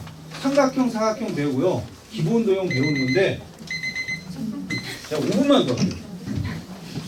통계하고 이제 이 파트로 나눠지는 건 결국은 우리가 입체 해석을 하기 위한 거고 고등에서 수상에서 중등기와 기법이 꽤 많이 쓰여요. 이 부분 때문에 우리는 중등에 이걸 탄탄히 다져놔야 된다. 이렇게 보시면 돼요. 자, 제가 제일 많이 주장하는 게 자신만의 개념력이 완성이 돼야 돼요. 그래야 수학의 흐름이 파악돼요. 어머니, 제가 공부 좀 한다는 녀석들한테 제일 먼저 질문하는 게 뭐냐면 아까 전에 대수 파트 쭉 정리해 놓은 거 있죠? 너 중학교 1학년 1학기 때 뭐 배웠니? 몰라요. 진짜 잘하는 아이들은 그걸 대답을 해요. 자연수와 정수 배웠어요. 그 다음에 너가 배우는 게 뭐야? 정수와 유리수를 배워. 그러면 자연수하고 정수의 가지고 있는 성질을 무언가가 변형됐으니까 유리수라는 게 나왔을 거 아니야? 라는 얘기를 해주면 문제에 대한 분석도 하기 시작해요. 자식 스스로가. 야, 그럼 여기서 너네 학교에서 너한테 질문할 내신 문제는 뭘 것 같아? 유리수에 대한 정의를 얘기해야지. 그치? 그러면 유리수에 대한 정의를 얘기할 때 유리수에서 가장 중요한 건 뭔데? 분모가 0이 되면 안 되겠지. 근데 지금까지 제가 가르쳤던 아이들 중에 그럼 왜 분모가 0이 되면 안 되니? 답변하는 애가 없어요. 어머니도 혹시 아세요? 아무도 모르시죠? 아무도 안 가르쳐 주더라고요. 영재고에서 나왔었어요, 이게. 구술 면접 보는 게. 왜 분모가 0이 되면 안 될까? 설명해 드릴까요? 5분인데 4 나누기 4는 얼마일까요? 5 나누기 5는요? 자기 자신 나누기 자기 자신은 1이에요. 0 나누기 4는 0. 0 나누기 7은 0에다가 어떤 수를 나누면 0이 된다라고 정의 내렸죠. 그럼 0 나누기 0은요? 0 나누기 0은 아까 두 가지 정의입니다. 수학은. 아까 제가 분명히 정의 내렸잖아요. 0 나누기 어떤 수는 0. 자기 자신 나누기 자기 자신은 1. 0 나누기 어떤 수는 어디로 갖다 붙이느냐에 따라 달라지는 거예요. 그렇죠? 그게 논리예요. 제가 제일 많이 아이들한테 얘기하는 게 그 논리예요. 논리가 없으면 영재고 쪽 시험 볼 생각 아예 하지 마세요. 그냥 끝났다고 보시면 돼요. 자, 배웠던 과정을 지속적으로 기억을 해야 돼요. 중학교 3학년 돼서 애들 제일 많이 못 푸는 시험 문제가 뭐냐면 1학년하고 2학년하고 연관된 문제 하나도 못 풀어요. 다시 물어봐요. 선생님, 9의 부피가 어떻게 되죠? 넌 다시 해야 돼, 그러면. 이것도 안 되는 아이들인 거예요. 그러면 선행을 해봤자 아무 의미 없어요. 아이디어는 당연히 생긴다고 말씀드렸고 여기 자신만의 유형의 분석이 제일 중요해요. 결국 자신의 맵이 있어야 되거든요. 자, 저희 중등과정은 총 3단계로 구성이 되어 있고요. 거기에 따른 교재입니다. 제가 부분적으로 따라서 아이들이 어느 정도 진행됐다고 하면 교재를 선별을 하겠지만 기본적으로 이 정도 과정을 풀어줘야. 그리고 제가 제일 좋아하는 교재가 최상인데 왜냐면 최상위는 고등에 있는 내용을 다 엎었어요. 3분의 2가 고등 내용이라고 보시면 돼요. 그래서 수상을 들어가기 전에 제일 좋은 교재는 뭐냐면 최상이에요. 또 하나는 뭐냐면 교재 두께가 얇아요. 저는 수학을 노동시키고 싶진 않아요. 알고 넘어가면 됐지. 초등 때나 노동을 해야 되는 게 맞아요. 연산을 공부해야 되니까. 근데 중등 때 연산해야 된다. 그건 좀 어려운 얘기예요. 자, 이게 1년차, 2년차, 3년차예요. 1년차에 12월 달에 대수정리 끝나고 수상화 들어갔는데 여기 1단계, 2단계, 3단계는 하지 않아요. 왜냐면 이게 너무 길어지면 아이들도 루즈해져요. 그리고 저희가 제일 중요하게 생각하는 건 재학년 심화에게 중간고사, 기말고사 일정에 맞춰서 자기 학년과에 된 건 고난도 문제를 반드시 해결한다. 이걸 해결하면 수상화의 연결고리를 더 튼튼하게 다져갈 수 있어요. 자, 그 다음에 여기는 수 2까지 진행되고요. 여기부터 상하가 심화가 좀 3단계가 들어간다고 보시면 돼요. 저희 마지막은 기배까지 해결을 하는데 자, 여기부터 보시면 자, 수원하고 수투하고 미적하고 기백은 1, 2단계밖에 하지 않아요. 왜 그러냐면 간단해요. 어머니 중학교 3학년 이게 중학교 1학년 경험이 없으셔서 그런데 중학교 3학년 끝난 아이들 여기까지 다 끝난 아이들 상관없어요. 고등학교 1학년 올라가면 어떤 학원도 그게 미치지 않고서야 1학년 딱 들어가면 뭐 하냐면요. 고등학교 1학년 1학기 때 중간고사 대비를 해요. 무조건 아무것도 안 하고 뭐만 할까요? 수학 3만 드립다 파요. 왜? 내신 등급 안 나오면 걔가 뭘 해도 소용이 없어요. 그게 정말 대단한 학원 아닌다면 제가 아는 모든 학원은 그런 데가 없어요. 결국 이렇게 가요. 그러면 얘가 이 기백이나 미적 언제쯤 들어갈까요? 최소 6개월 지나야 돼요. 6개월 지나면 애들 다 까먹어요. 심화를 왜 합니까? 기본기만 알고 있으면 돼요. 커리큘럼이 이렇게 된다고 보시면 돼요. 물론 여기 1년치에서 이 수상화가 끝난 아이들이 오면 더 땡겨지겠죠. 할 거 많습니다. 그렇지만 이거 안 된 아이들 자꾸 올려보내지 마세요. 의미가 없어져요. 자, 정규반 제가 있는 게 지금 예비 중1, 예비 중3까지 있는데 좀 공교롭게도 지금 3-1 심화 과정으로 아이들이 포진되어 있거든요. 그래서 지금 목표는 겨울방학 때부터는 수상에 입문하려고 하는 반들이 있고 2개 반은 아직 개설 타진 중이니까 이거는 데스크에 문의하시면 될 것 같아요. 자, 방학 특강으로는 제가 상하고 대수시험하고 조합을 아이들이 어려워해서 이거 기본 조합이라고 보시면 돼요. 이 부분하고 이거를 빨리 마친 아이들을 지금 수상으로 넘기려고 하는 반이 한 개 반 있어요. 자, 제가 마지막으로 말씀드리는 건 수학은 흐름이에요. 흐름 파악을 못하면 아이들은 절대 아무것도 할 수 없어요. 지금 주변에 있는 어머니들 말씀 아무것도 듣지 마세요. 지금 뭐 초등학교 끝나기 전에 수사가 들어가야 된다, 중등과정 다 끝내야 된다. 그거 중요하지 않아요. 제가 마지막 배는 뭐라고 얘기하냐면 중학교 2학년이에요. 3학년도 되긴 하는데 2학년이면 그래도 순조롭게 고등의 상위권 진입이 가능하대요. 3학년 되면 바빠져요. 할 것도 많고. 그러니까 아직은 지금 여기 3학년 어머님들 안 계시잖아요. 그러면 지금이라도 자신의 아이의 단계를 정확하게 알고 계세요. 그리고 거기부터 시작하세요. 여기까지입니다. 감사합니다.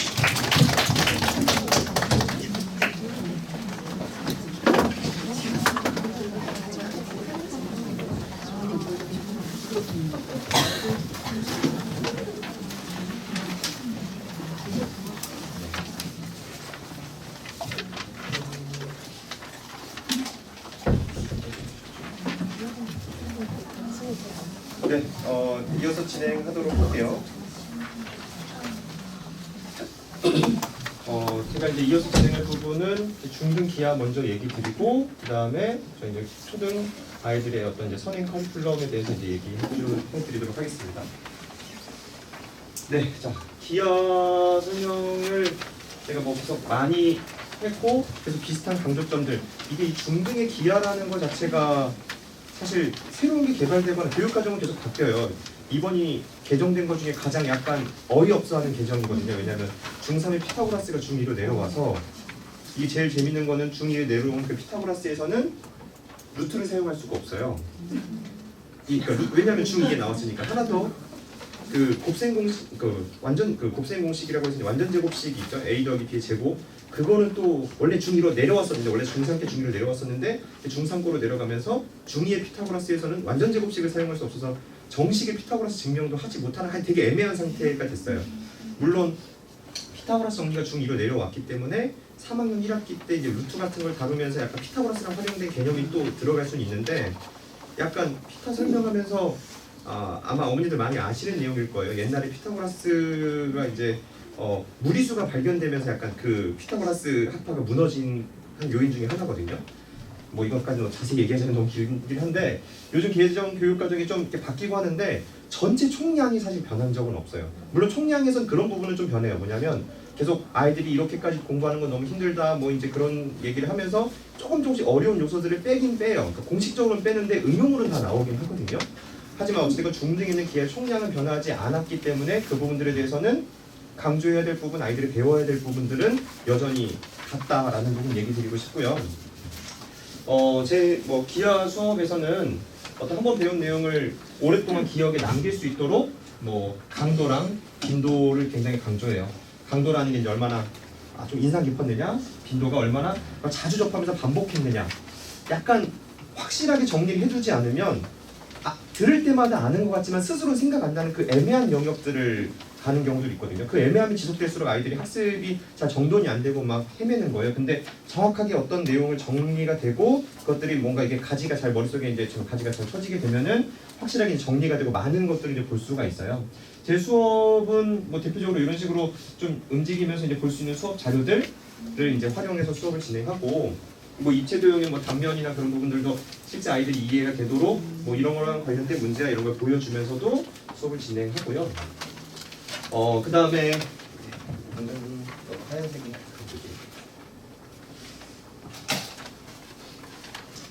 이 부분은 제가 이제 설명회 때마다 매번 어머니들께 얘기 드리기도 하고 실제 아이들 기하 수업할 때 첫 수업 OT 때 이 그림을 계속 보여줘요. 초등 쪽에서 그러니까 물론 초등학생이어도 초등 과정에서 중등 이제 학습을 하기 위해서는 좀 다르게 이제 가야 될 부분이 있는데 초등 학습에서는 눈에 보여지는 값과 실제 값이 이제 비슷해 보이는 것도 되게 중요하거든요. 그런 감각도 중요한데 중등에서는 눈에 보이는 각도랑 실제 값이 되게 다르게 나오더라도 논리적으로 구한 값을 통해서 그런 부분에 접근해줘야 되는데 아이들이 아직은 그런 걸 잘 못하는 경우들이 많아요. 아이들이 이 부분을 굉장히 그러니까 뭐 문제를 다 읽기도 하고 어떤 아이는 기하를 약간 만화책처럼 생각하는 경우도 있어요. 왜냐면 이거 안 읽고 이것만 계속 처음부터 보는 거예요. 얼마지? 뭐 그러다가 뭐 똘똘한 아이들은 이 조건을 안 읽었네 해서 찾기도 하고 굉장히 오랫동안 에너지를 투자해서 고민하던 친구는 막 울기도 해요. 뭐냐면 이 조건 하나를 안 읽어서 막 30분, 1시간을 자기가 이거 고민하고 끙끙 앓았던 게 막 억울하고 그런 애들도 있는데 이 문제는 아이들이 대표적으로 90도로 찍어오는 문제예요. 90도로 찍어오면서 왜냐라고 물어봤을 때 솔직히 잘 몰라서 찍었어요. 그리고 약간 눈치 있는 친구들은 29도라는 이 숫자 때문에 81도, 91도, 89도 정도를 찍어요. 분명히 90도가 아닌 약간의 그게 뭔가가 있을 건데 확실하지 않은 그리고 90도로 찍어온 아이들 중에서는 역대 제일 재밌는 말이 아니 확실하게 90도예요. 그래서 왜? 그랬더니 종이를 좀 찢어서 대봤더니 정확히 그럼 제가 막 약간 무너져 내려요.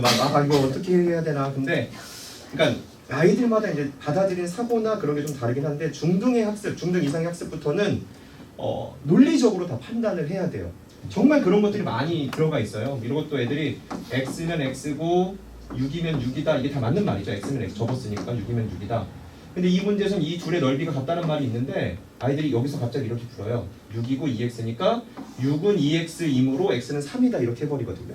근데 아무리 문제 읽어도 이 둘이 같아야 될 이유는 없는데 아이들은 확신을 해요. 같아 보임으로. 그래서 그렇게 되면 그런 부분이 이게 처음에 되게 많이 등장하고 그리고 이제 학습할 때 아이들이 약간 이렇게 찍어서 맞는 부분은 자기의 어떤 무용담이라고 해야 되나요? 뭔가 자기가 오늘 길 가다가 얼마나 줬어 누굴 물리쳐서 이런 것처럼 굉장한 자기 능력처럼 오늘 땡 잡았다 약간 그런 느낌처럼 아이들끼리 자랑하는데 제 수업에서는 그런 걸 일절 못하게 그런 거 자랑하면 오히려 계속 혼내거든요.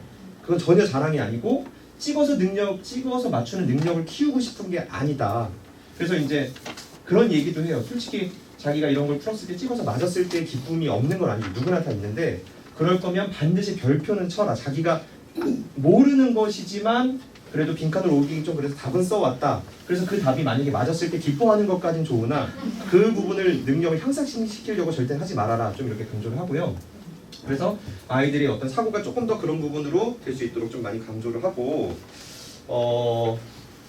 A급 수학 그리고 이 단어를 저는 이제 A급 수학이라는 문제집을 경시급 수학이라고 계속 이제 설명할 때는 좀 안내를 하는데 너무 어려운 게 많아서 그러니까 이게 학습이 예전이랑 너무 다른 것 같아요. 어머니들 어렸을 때 이제 공부하셨을 때 보면은 대부분 다 같은 걸 공부하고 집에서 비슷하게 고민하다가 누구는 깨달음을 얻으면서 심화를 풀어내고 누구는 못 풀고 별표를 하고 그런 차이가 있고 그게 뭔가 내면에 대한 문제 같은 게 약간 의식이 있었을 거예요. 뭔가 스스로 뭐라고 해야 되죠? 자기가 어떤 정리를 몰라서가 아니라 똑같이 배웠지만 누구는 자기가 답을 원리를 찾아내고 아닌 차이가 있을 수 있는데 요즘은 좀 많이 다른 게 있어요. 뭐냐면은 가장 대표적인 문제가 이런 문제예요.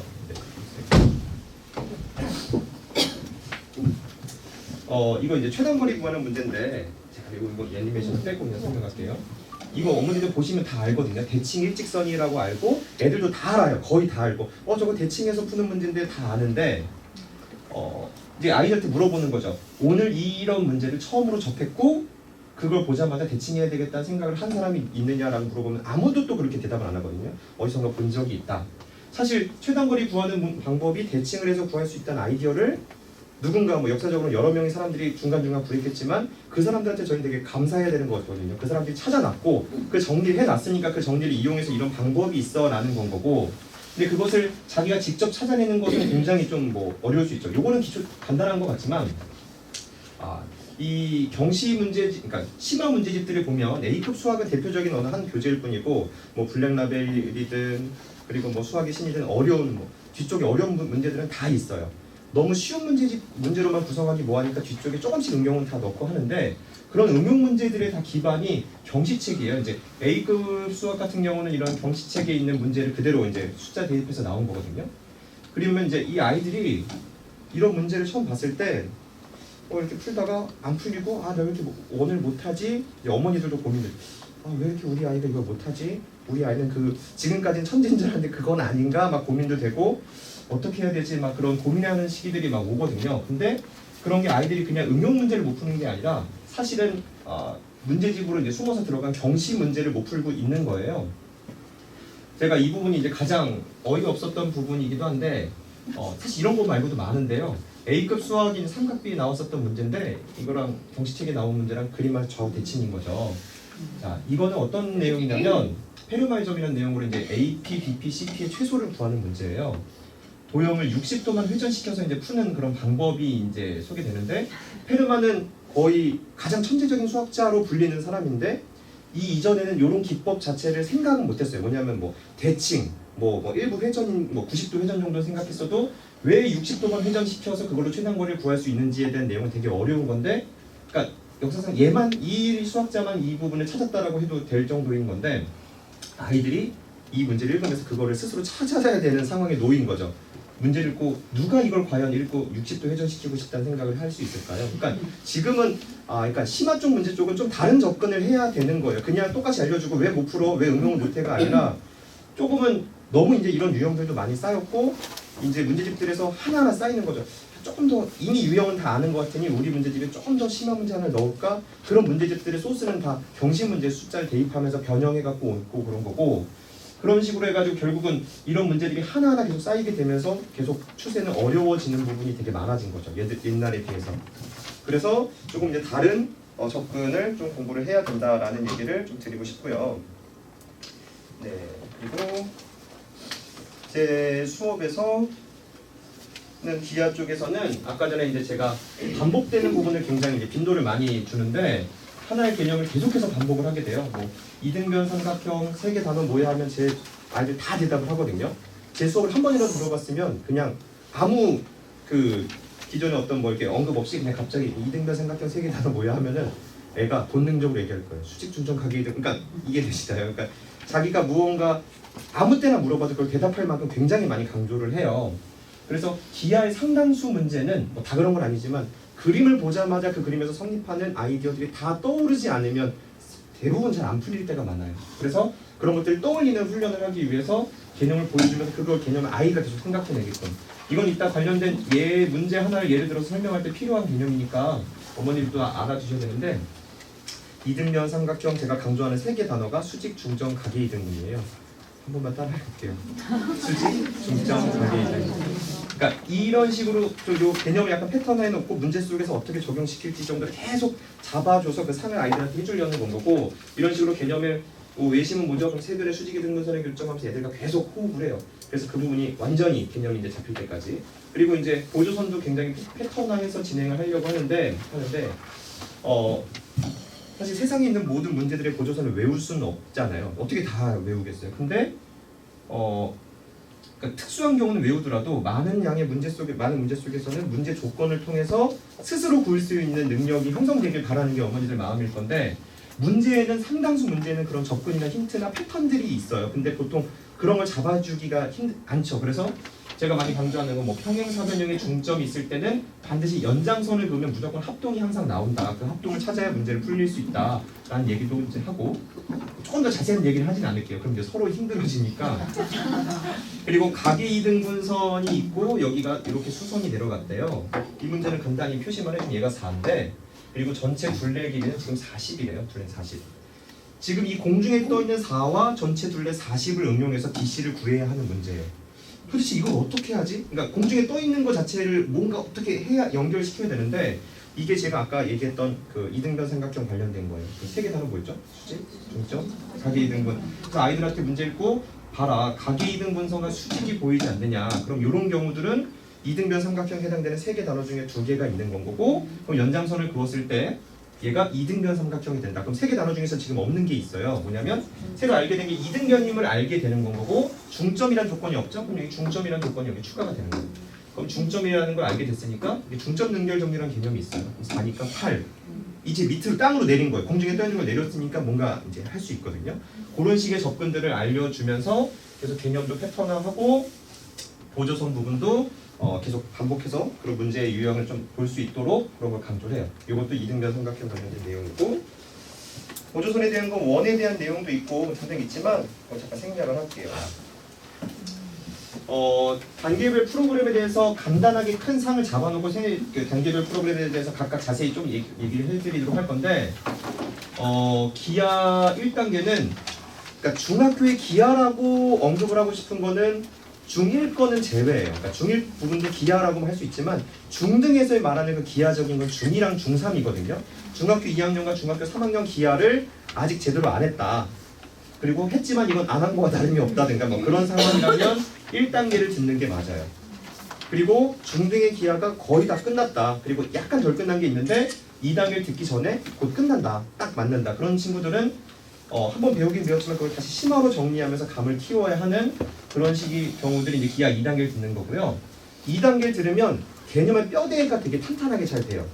모든 개념들 다 알고 주요 문제들을 풀 수 있는 상태가 되는데 아이들이 이제 많은 문제를 풀었고 응용력이 좋다면 3단계 약간 경시급 수학을 가면서 어떤 새로운 영역을 탐구하는 거고요. 뼈대가 탄탄해지긴 했는데 아직은 조금 더 많은 유형을 좀 반복하면서 뭔가 더 체력을 강화시키고 싶다 하면 2.5단계의 좀 더 문제풀이를 통해서 그 다음 과정을 넘어가는 발판을 삼는 부분인 거고요. 1단계 교재는 어머니들이 이제 난이도가 어떻게 되느냐라는 부분이 난이도가 되게 절대적이지가 않잖아요. 상대적으로 비교할 수밖에 없죠. 뭔가 난이도를 다 하나 남은 게 아니기 때문에. 그래서 문제집과 비교하는 게 제일 편하실 건데 RPM 정도 문제 수준이에요. 쉬운 정도 내용으로 진행하고 기하 1단계라고 해서 중1 거를 하는 게 아니고 중1, 중2, 중3 전체 기하를 다 해요. 다 하는 건 거고 매번 테스트가 있고 16회로 진행을 하게 되는데 요거 이제 진행하는 데 있어서는 최소 이제 여기 테스트가 들어가요. 테스트가 들어가는데 이 테스트는 다시 한번 좀 정리를 해 드릴게요. 간단하게 지금 언급을 하면 테스트는 중학교 수학을 받아들일 수 있을 정도의 중1 정도의 연산을 할 수 있으면 돼요. 미지수를 사용할 수 있고 계산할 수 있고 그리고 초등 과정의 기하를 어느 정도 다 잘해서 마무리한 친구들이 이 기하 1단계를 들을 수 있어요. 그럼 이제 중1, 중2, 중3의 과정을 배우다 보니까 중3 과정 때는 루트 중3 연산이 들어가거든요. 계산이 복잡한 건 없는데 루트 정도의 연산이 들어가는데 그 부분은 중간 2학년 과정 정도 후반에 집에서 볼 수 있는 한 30분짜리 영상을 제가 보내요. 그것만 보고 오면 충분히 다들 따라와요. 어렵진 않아요. 그리고 기하 1단계 수업 방식은 이렇게 썼는데 이거 다 제가 하나하나 자세히 설명해도 느낌은 아직 안 오실 거예요. 뭐 수업에 관련된 필요한 영상 자료를 보기도 하고 문제를 풀고 테스트 보고 성적표가 나가게 되고 성적표에 대해서 좀 더 언급해 드리도록 할게요. 뭐냐면 하나하나 이제 시험을 보게 되면 문항별 정답률이랑 전체 평균이랑 아이 점수 나가게 되고요. 그러면서 아이가 틀린 문제가 어떤 정도의 정답률을 틀린 것인가를 보고 이런 점수가 이제 계속 매일매일 오면서 이런 점수가 이제 쌓이게 되는 건 거고.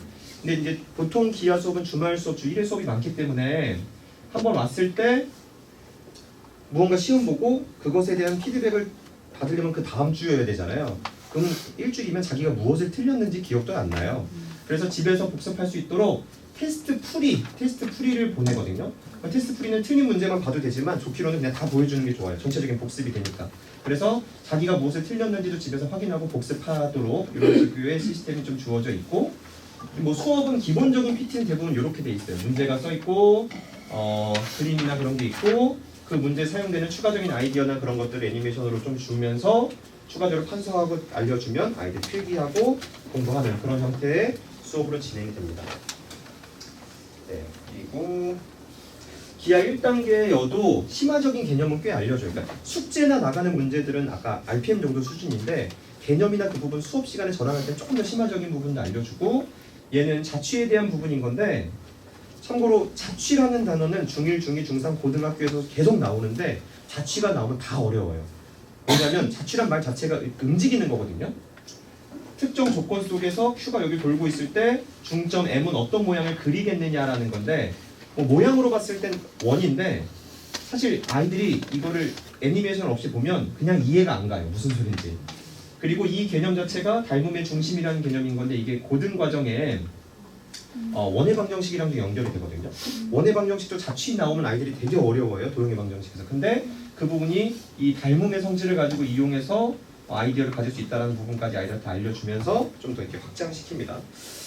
그리고 이제 기하 2단계는 수준으로 얘기하면 A급 A스텝, B스텝 정도 수준이기는 해요. 문제 아니고. 그리고 공식 노트가 활용이 되고 수강 대상이 1단계 정도를 수강을 했거나 그 다음에 중등 정과점을 마치고 이걸 다시 한번 정리하려는 학생들, 뭔가 총 정리를 하려는 학생들이 이제 목표가 되고, 지금은 저희가 이제 조금 더 디테일한 걸 많이 해서 기하 1단계에서 2단계로 넘어갈 때도 테스트를 한번 또 봐요.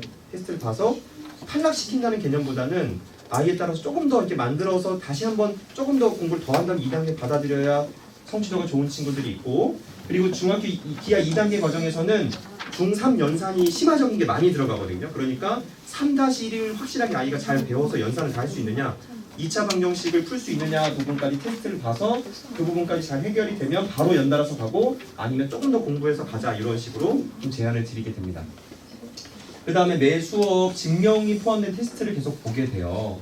공식 노트도 하게 되고, 뭐 공식 노트고요. 공식 노트를 사용해서 공식 노트를 만들어지게 된 계기는 그거예요. 아이들이 중1, 중2, 중3의 기하를 그때그때 다 열심히 하게 되고 여기 필기하고 뭐하고 하는데 기하는 연계성이 굉장히 큰데 그 부분을 가지고 다시 찾아보려고 하면 여기 조금 저기 조금 다 나눠져 있거든요. 그래서 그걸 하나로 정리하면서 고등 과정 가서도 기하 내용은 중등까지 계속 응용하기 때문에 그걸 총 정리되는 자기만의 어떤 기하 노트를 만들어 놔서 정리해 놓자라는 게 목표고, 이 부분이 이제 메인으로 이제 진행을 하게 되고요. 그 다음에 테스트랑 뭐 오답, 검사 뭐 이런 부분들을 통해서 뭐 과정이 진행돼요. 테스트 부분은 기하 1단계 참고, 기하 1단계도 매일 테스트가 있는데 기하 1단계 테스트는 오늘 배운 내용이랑 개념을 진짜 알고 가는지, 증명은 없이 정말 알고 가는지 정도를 체크하는 건 거고, 기하 2단계는 이 내용을 정말 네가 증명 가능할 정도로 공부해왔는지. 그래서 얘는 기하 2단계는 그날 배운 걸 그날 시험 보는 게 아니고 한 번 배우면, 그러니까 1회차 내용은 3회차에서 시험을 보게 돼요. 3회차 내용은 한 5회차에 시험 보게 되고. 왜냐하면 1회차, 2회차, 3회차 있을 때 여기서 수업으로 만약에 작도를 했으면 작도에 대한 숙제 풀이는 여기서 하잖아요. 그럼 여기까지 들어야 아이들은 이제 다 배운 거예요. 그러니까 그 작도에 대한 테스트는 3회차에 봐야 되는 거죠. 그래서 꼼꼼하고 노력하는 친구들은 성취도가 굉장히 좋아요. 자기 걸 만들 시간이 있어서.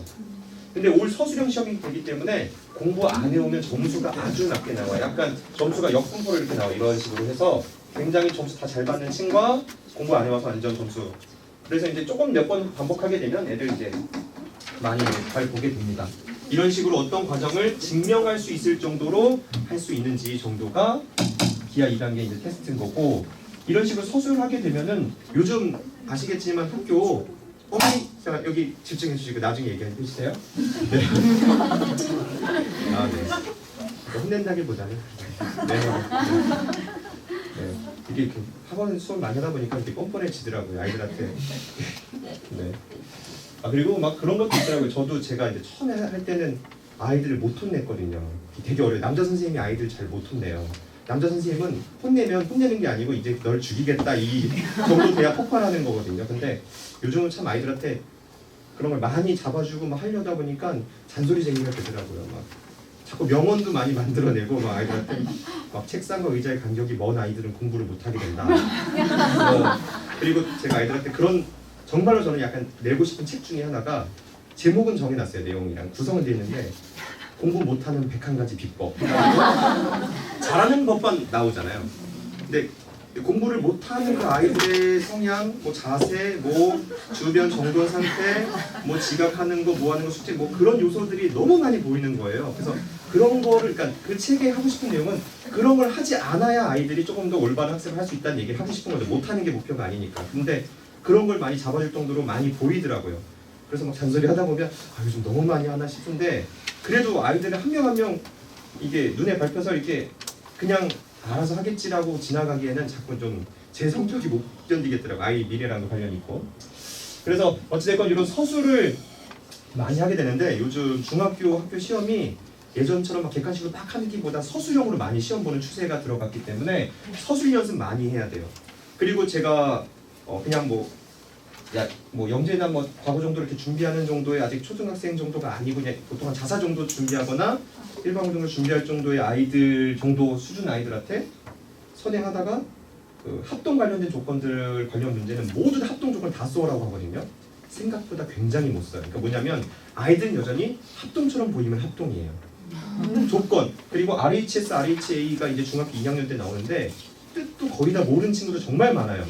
그냥 RHS, RHA라는 그 느낌만 가지고 있고 뭐 H는 여전히 높이인지 알고 있기도 하고 무슨 뜻인지 그러니까 물론 영어로까지 다 알아야 될 필요는 없지만 생각보다 제대로 안 잡힌 개념들이 많기 때문에 서술로 다 체크를 해서 해야 되고 제가 지금 교무실에서 시험지가 지금 이만큼 쌓여있어요. 주말 거치고 오늘까지 설명회가 많아가지고 제가 그걸 다 못했는데 한 명 한 명 다 보고 채점하고 그거 입력을 해가지고 다 보내야 되기 때문에 그래서 그걸 직접 다 봐야 어찌됐건 아이들에 대해서 올바르게 잡히게 되고 테스트는 두 가지 항목이 있어요. 하나는 저렇게 증명 가능하게 체크하는지랑 그리고 중학교 2학년 과정 그러니까 중2 과정 마치고 중3 들어갈 때쯤 되면 중학교 2학년 과정에 있는 공식을 정말 그 아이가 다 쓸 수 있는지 최소한의 목표가 해당되는 개념이 있을 때 그것에 관련된 공식이 무엇인지 다 쓸 수 있어야 적어도 문제가 풀릴 수도 있는 거잖아요. 적어도 개념을 알아야.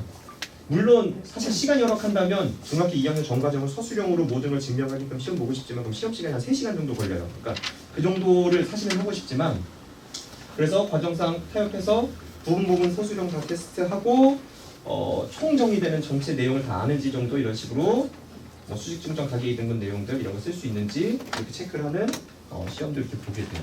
네. 그리고 이제 성적표도 이런 식으로 나가게 되고 공식에 대한 성취도, 전체 평균, 문항별 정답률 뭐 이런 식의 이제 과정들의 성적표가 나가게 되고 최근엔 여기 한 칸 더 있어요. 재시험 칸도 있어가지고 점수 낮으면 재시험 다시 봐야 돼요. 자, 이런 식으로 이제 과정이 나가게 됩니다. 네, 그리고요. 기하 뭐 2.5, 뭐 이름을 2.5로 짓게 된 건 1, 2, 3을 먼저 만들었고 나중에 필요에 의해서 중간 단계를 만들었어요. 2.5 단계인데, 그러니까 이 수업의 목표는 그러니까 2단계랑 레벨은 비슷한데 조금 더 문제 폭을 넓고 2단계는 개념 증명 부분이랑 그런 부분 트레이닝이 한 거의 수업의 한 60% 이상인데. 그리고 이제 문제는 많이 숙제로 내주고 수업에서는 이제 그것에 대한 풀이 정도를 하게 되는데 2.5는 수업에서 아이들이 문제를 많이 풀어요. 그러니까 2.5는 제가 이제 개념에 대한 복습은 수업 100% 정도 중에서 뭐 5% 10% 정도가 되고 나머지는 문제를 통해서 시간을 재면서 아이들이 먼저 고민하게끔 하고 필요에 따라서 약간 힌트만 줘서 아이들이 그걸 이끌어내게끔. 사실 그런 얘기 아시죠? 이제 알려주는 선생님이 가장 많이 머릿속에 체계가 정리되고 뭐하고 이런 식으로 좀 생각이 정리되거든요. 아이들이 들으면서 정리하는 게 아니고 자기가 말하면서 혹은 자기가 알고 있었던 지식을 이끌어내게끔 하는 게 굉장히 중요하기 때문에 이런 2.5단계 과정이 아이들한테 굉장히 또 많이 생각보다 많이 필요해요. 그러니까 좀 똑똑한 아이들일수록 무엇을 설명해도 다 이해하는 능력은 있는데 그 관련된 문제를 풀으라고 했을 때 생각보다 잘 못 푸는 경향이 많아요. 그래서 그런 부분들을 이끌어내기 위한 수업인 거고 폼 자체가 이런 식으로 문제랑 그림 들어가 있고 아이들이 다 서술형으로 하면서 하고 저한테 다 체크 받으면서 할 수 있는 형식이 되고 교재는 2권을 나가게 돼서 수업 시간에 뭐 오늘 30문제를 풀었다 그러면 이제 30문제는 시간을 재면서 하니까 아이가 시간 안에 맞은 것도 있고 틀린 것도 있을 거예요. 30문제를 하면 그 책은 학원에 두고 가고 집에서는 그 30문제를 다시 서술형으로 해오게 숙제가 나가요. 새 책으로. 그럼 그 아이가 어찌됐건 학원에서 풀 때 맞았든 틀렸든 다시 한번 집에 가서 풀리려고 하면 모든 걸 다 맞진 않아요. 생각보다 막히거든요. 그 막힌 문제들은 학원에 와서 아이별로 틀린 문제로 오답노트에 붙이게끔 아이별로 나가요. 그 부분을 아이별로 틀린 문제만 모아서 주는 게 사실 되게 쉽지 않은 일이거든요. 그래서 그거를 제가 아는 사람한테 해서 코딩을 해가지고 프로그램을 짰어요. 프로그램을 짜서 번호만 입력하면 아이들별로 틀린 문제가 모이도록 그렇게 해가지고 아이별로 이렇게 따로 종이가 나가요. 자기 틀린 문제들. 그래서 그걸 오답노트에 붙여서 딱 하면은 아이의 이제 이 책 한 권을 풀면서 자기가 틀린 문제들만 모이게 되죠. 그런 형태로 이제 진행을 하고 있고요. 그리고 이제 조합론 수업도 있어요. 이 조합론 수업도 이게 이제 대수, 기하, 뭐 조합, 뭐 정수가 이제 경시에서의 어떤 이제 수학에서 4개 영역으로 봤을 때 기하랑 대수는 약간 음식 요리할 때 결국은 재료 같은 느낌을 영향을 많이 생각이 좀 되고, 조합은 어떤 느낌이냐면 도구 같은 느낌도 들어요. 모든 영역에 다 골고루 들어가고 조합을 통해서 경우를 잘 나눠서 생각하고 풀 수 있는 부분이 좀 많고, 정수는 최종적으로 뿌려주는 조미료 같은 느낌이 있어요. 그러니까 정수를 잘하는 것도 굉장히 중요하지만 일단 기본적인 어떤 기반이 되는 부분들, 그냥 기하, 대수, 그리고 이제 그걸 잘 활용하고 응용할 수 있는 조합 부분인 건데, 조합이 2-2에 한 번 나오고 그 다음에 쭉 점프해서 고등학교 때 이제 조금 나오고 그 다음 확통 나오고 정도고, 아니면 병시에서 이제 조합론을 배워야 되는 거잖아요. 이 수업은 이 고등과 병시의 공통적인 부분들을 총 정리해내는 거예요. 그래서 2-2에서 배웠던 2-2에서 어느 정도 내용을 배웠죠? 이 내용을 배울 때는 다소 일명 노가다식 문제 위주로만 배우게 돼요. 이론적인 건 생각보다 많이 안 배우거든요. 그 다음에 이제 고등 과정에서 쭉, 고등에서도 이제 또 나오게 되고, 그 다음에 이제 경시에서도 이렇게 나오게 되는 건데, 이 공통 부분이 굉장히 커요. 그래서 2-2에 대한 기초적인 내용을 통해서 이 내용도 한번 반복을 하면서 이 정도 굉장히 이제 경시 정도로 넘어가기 직전에 해당되는 그런 내용들. 사실상 압축적으로는 뭐 이 수업을 통해서 이항 정리까지 배우기 때문에, 뭐 이항 정리라는 것도 배우고 뭐 중복점 내용 이런 거 배우기 때문에 거의 경시 인문에 해당되는 거의 모든 내용이 다 포함되어 있는 정도의 수업 내용이에요. 뭐 수업 교재는 저는 이제 아이들한테 효율적으로 좀 전달하기 위해서 이런 교재 구성들을 직접 다 이렇게 짜는 거거든요. 개념을 전달하고 문제를 어떻게 설명하고 다 이렇게 다 짜서 이렇게 진행을 해요. 그리고 이제 마지막 이제 3단계가 혁명기하의 아이디어라는 그 경시책인 거고요. 총 16회 정도 진행을 하게 되고, 3단계 역시 테스트를 보고서 들어와야 돼요. 그리고 똑같은 교재를 정확히 3번 사용하게 돼요. 아, 그래서 3단계야? 라고 하시는 분들도 있어요. 아까 2.5단계 2번 쓰고 뭐 이런 식으로 했어요. 근데 요거는 이 3번 쓰는 이유가 경시 쪽이나 심화 쪽 수업을 잘못 공부하면 선생님은 알려주고 아이들은 적어오고 끝. 제가 여기서 만든 또 명언이 그게 있어요. 뭐냐면 제가 스스로 저는 만족하는 말인데, 교육 학생 매체가 돼야지 학생 매개체가 되지 말라고 하거든요. 그러니까 뭐, 이 말이 비슷한 말 같지만 매체 같은 건 USB 같은 거고 하드디스크 같은 거고 매개체는 케이블 같은 거거든요. 그러니까 아이들이 케이블인 애들이 되게 많아요. 이 내용을 하고 들어와서 몸을 거쳐 종이에 기록하는 약간 그런, 이해되시죠? 이 데이터는 종이에 기록되고 이제 머리에 기록되지 않는 경우들이 많아요. 그래서 수업 내용을 다 듣고 오늘 뭐 한 2시간 정도 수업하게 되면 평균적으로 심화 문제이기 때문에 10문제, 12문제 나가게 돼요. 그 중에 선 뽑아서 아니고, 사실 시험에서 뽑아서 보는 이유는 모든 걸 체크하기 힘들기 때문이라는 건데, 정말 테스트는 모든 걸 체크해야 맞는 거잖아요. 그래서 내가 이걸 알려줬으면 정말 그 문제를 하나하나 다 공부해서 서술형으로 다 통과했어요. 그러니까 참고로 한 번에 10문제를 공부하고 통과하는 건 아니고요. 한 문제 한 문제 끊어서 공부해요. 한 문제 끊어서 공부하고 책 듣고 시험 보고 검사 받고 해가지고 모든 문제를 다 통과해야지 집에 가는 건 거고, 집에서 그걸 한 번 더. 근데 집에서 어머님들이 좀 더 체크해 주시면 숙제를 꼼꼼하게 하게 되죠. 한 번 더 공부해서 다시 책 내, 시험 보고 그 다음 2번째 공부해, 이런 식으로 하게 되면 좋게 되고, 그래서 같은 문제 3번 정도 반복해서 아이가 직접 풀게끔 아예 머리에 기록을 남겨야 되는 거죠. 이런 이론들을. 뭐 이제 뭐 관련된 내용들이랑 PT인데 여기서부터 좀 느낌상 좀 딱딱하고 어려운 느낌이 날 거예요. 네, 뭐 이런 되게 어렵죠. 네. 그리고 그림 느낌만 봐도 이제 되게 어려운 걸 배우겠구나 느낌이 나시죠.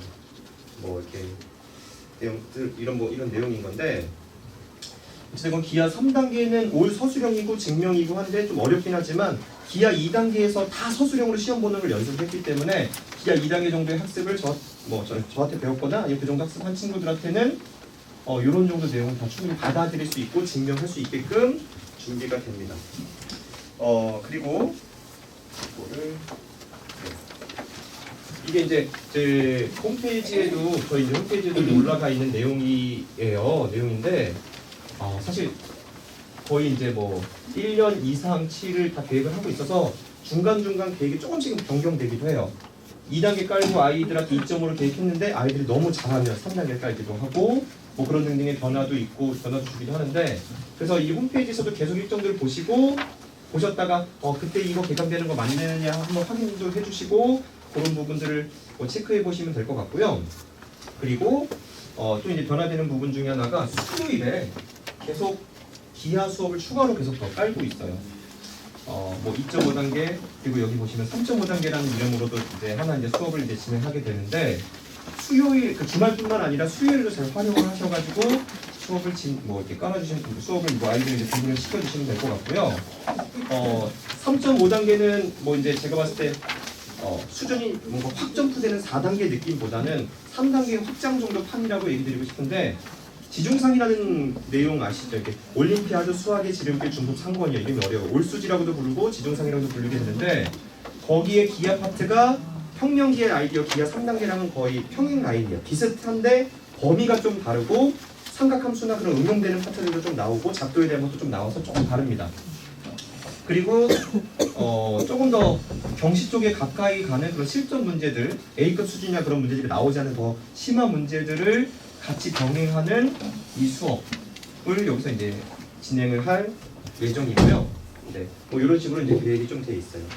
일단은 기하에 대한 설명은 여기서 마치고 그 다음에 이건 짧게만 할게요. 이 초등 커리큘럼은 요 부분을 가장 마지막에 넣은 게 이게 초등 과정이라고 하지만 대치에서 초등이 초등을 하기 위한 게 아닌 거잖아요. 결국 중등 선행도 하게 되고 고등 선행도 하게 되는데 고등 선행에 적지 않은 부분이 이 단계별 수학에 대해서 어머니들이 이해를 하셔야 되고 그럼 주말 기하 수업에 대한 어떤 것들을 이해하셔야 전체적인 구성을 알 수가 있으니까 네. 자, 짧게 진행할게요.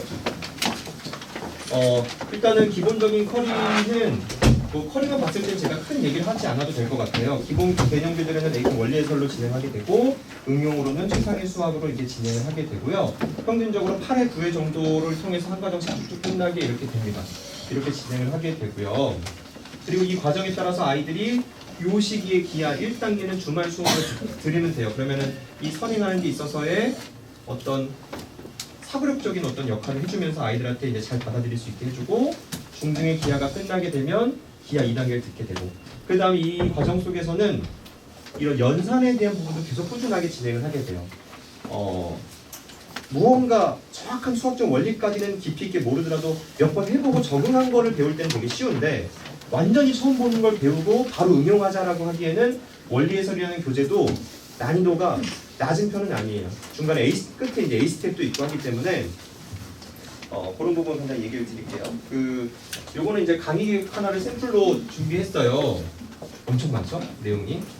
굉장히 세부적으로 짜서 첫 번째 수업에서 어디까지 진행하고 숙제가 어디고 곱셈 공식 암기 테스트를 이제 숙제를 해와야 되고 그 다음번에 뭐 하고 그 다음 테스트 점수 입력하고 이런 식으로 아주 꼼꼼한 좀 계획을 통해서 아이들을 이제 학습을 진행을 하고 있고요. 그 다음에 어떤 이 과정에 대해서 짧게 이건 진행할게요. 시간이 많이 길어졌으니까 가장 핵심 포인트는 연산에 대한 부분을 계속 꾸준하게 진행합니다. 이 연산 부분은 뭐 수업에 상당 큰 시간을 할애하는 건 아니지만 수업이 이제 끝날 때 약 한 10분에서 15분 정도를 이걸 할애하게 돼요. 그래서 지금 현재 진행하는 부분보다 조금 더 앞서 있는 내용을 시간 좀 잘 안 보이나요? 좀 더 앞서 있는 내용을 한 번 더 이렇게 배우게 되고 그런 부분을 통해서 계속 간단한 개념 설명이랑 규칙을 따라 해보면서 아이들한테 뭐 곱셈 공식 이런 거야 해서 한 번씩 배우고 가서 그 다음 본 수업 가기 전에 대략적인 내용을 알고 갈 수 있게끔 사실 이 부분은 알게 모르게 어머니들이 집에서 이미 많이들 챙기고 계신 분들이 많을 거긴 한데 집에서 챙기더라도 누군 챙기고 누군 안 챙기고 하겠지만 학원에서도 책임지고 이런 부분을 계속 이끌면서 아이들 연산을 미리미리 쭉쭉 뽑고 있고요. 그 다음에 공식 암기 이게 공식이 그냥 들으면 아는 것 같지만 굉장히 하나하나 계속 체크하고 시험 꾸준히 봐야 공식도 체계가 잡혀요. 이 대수 쪽 파트든 기하 쪽 파트든 그래서 공식 부분들도 계속해서 이거 써 내려갈 수 있는 부분을 계속 체크하고 반복해서 그러니까 아이들이 그런 질문 많이 해요. 선생님 공식 뭐였죠? 까먹었는데요? 공식만 알려주세요. 그럼 풀 수 있어요. 이런 말들 많이 하는데 자기가 알아야죠. 자기가 그 정도로 반복해서 좀 체크를 많이 합니다. 그리고 심한 문제들은 기하든 대수든 서술형으로 계속 A 스텝 원리 해설 같은 문제 기준으로 A 스텝이 아이가 풀긴 좀 어렵거든요. 그래서 수업 시간에 아이들 먼저 문제를 깨하고 살짝 고민할 시간 준 다음에 서술형으로 먼저 알려주고 숙제로는 그걸 다시 한번 서술형으로 해오게끔 복습이 나가게 돼요. 그 다음 이제 데일리 테스트 있고 뭐 오답 노트 테스트에 대한 오답 노트 하게 되고 뭐 총괄 평가 있고 그 오답 노트나 그런 내용은 이제 저희 프리 노트에 정리하면서 서술형으로 이제 다시 해오게 됩니다. 그다음에 총괄 평가도 이렇게 진행되게 되고 심화 쪽 그 최상위 수학을 하면서는 연산에 대한 거 계속 이어서 가고요. 공식도 이어서 갑니다. 그다음에 서술형식으로 계속 아이들 체크하고 서술형식으로 이제 과제를 진행하게 돼요. 자 이제 다 끝났는데요. 아까 요 커리 가지고 마무리해서 얘기를 드릴게요. 이렇게 한번 볼까요? 네.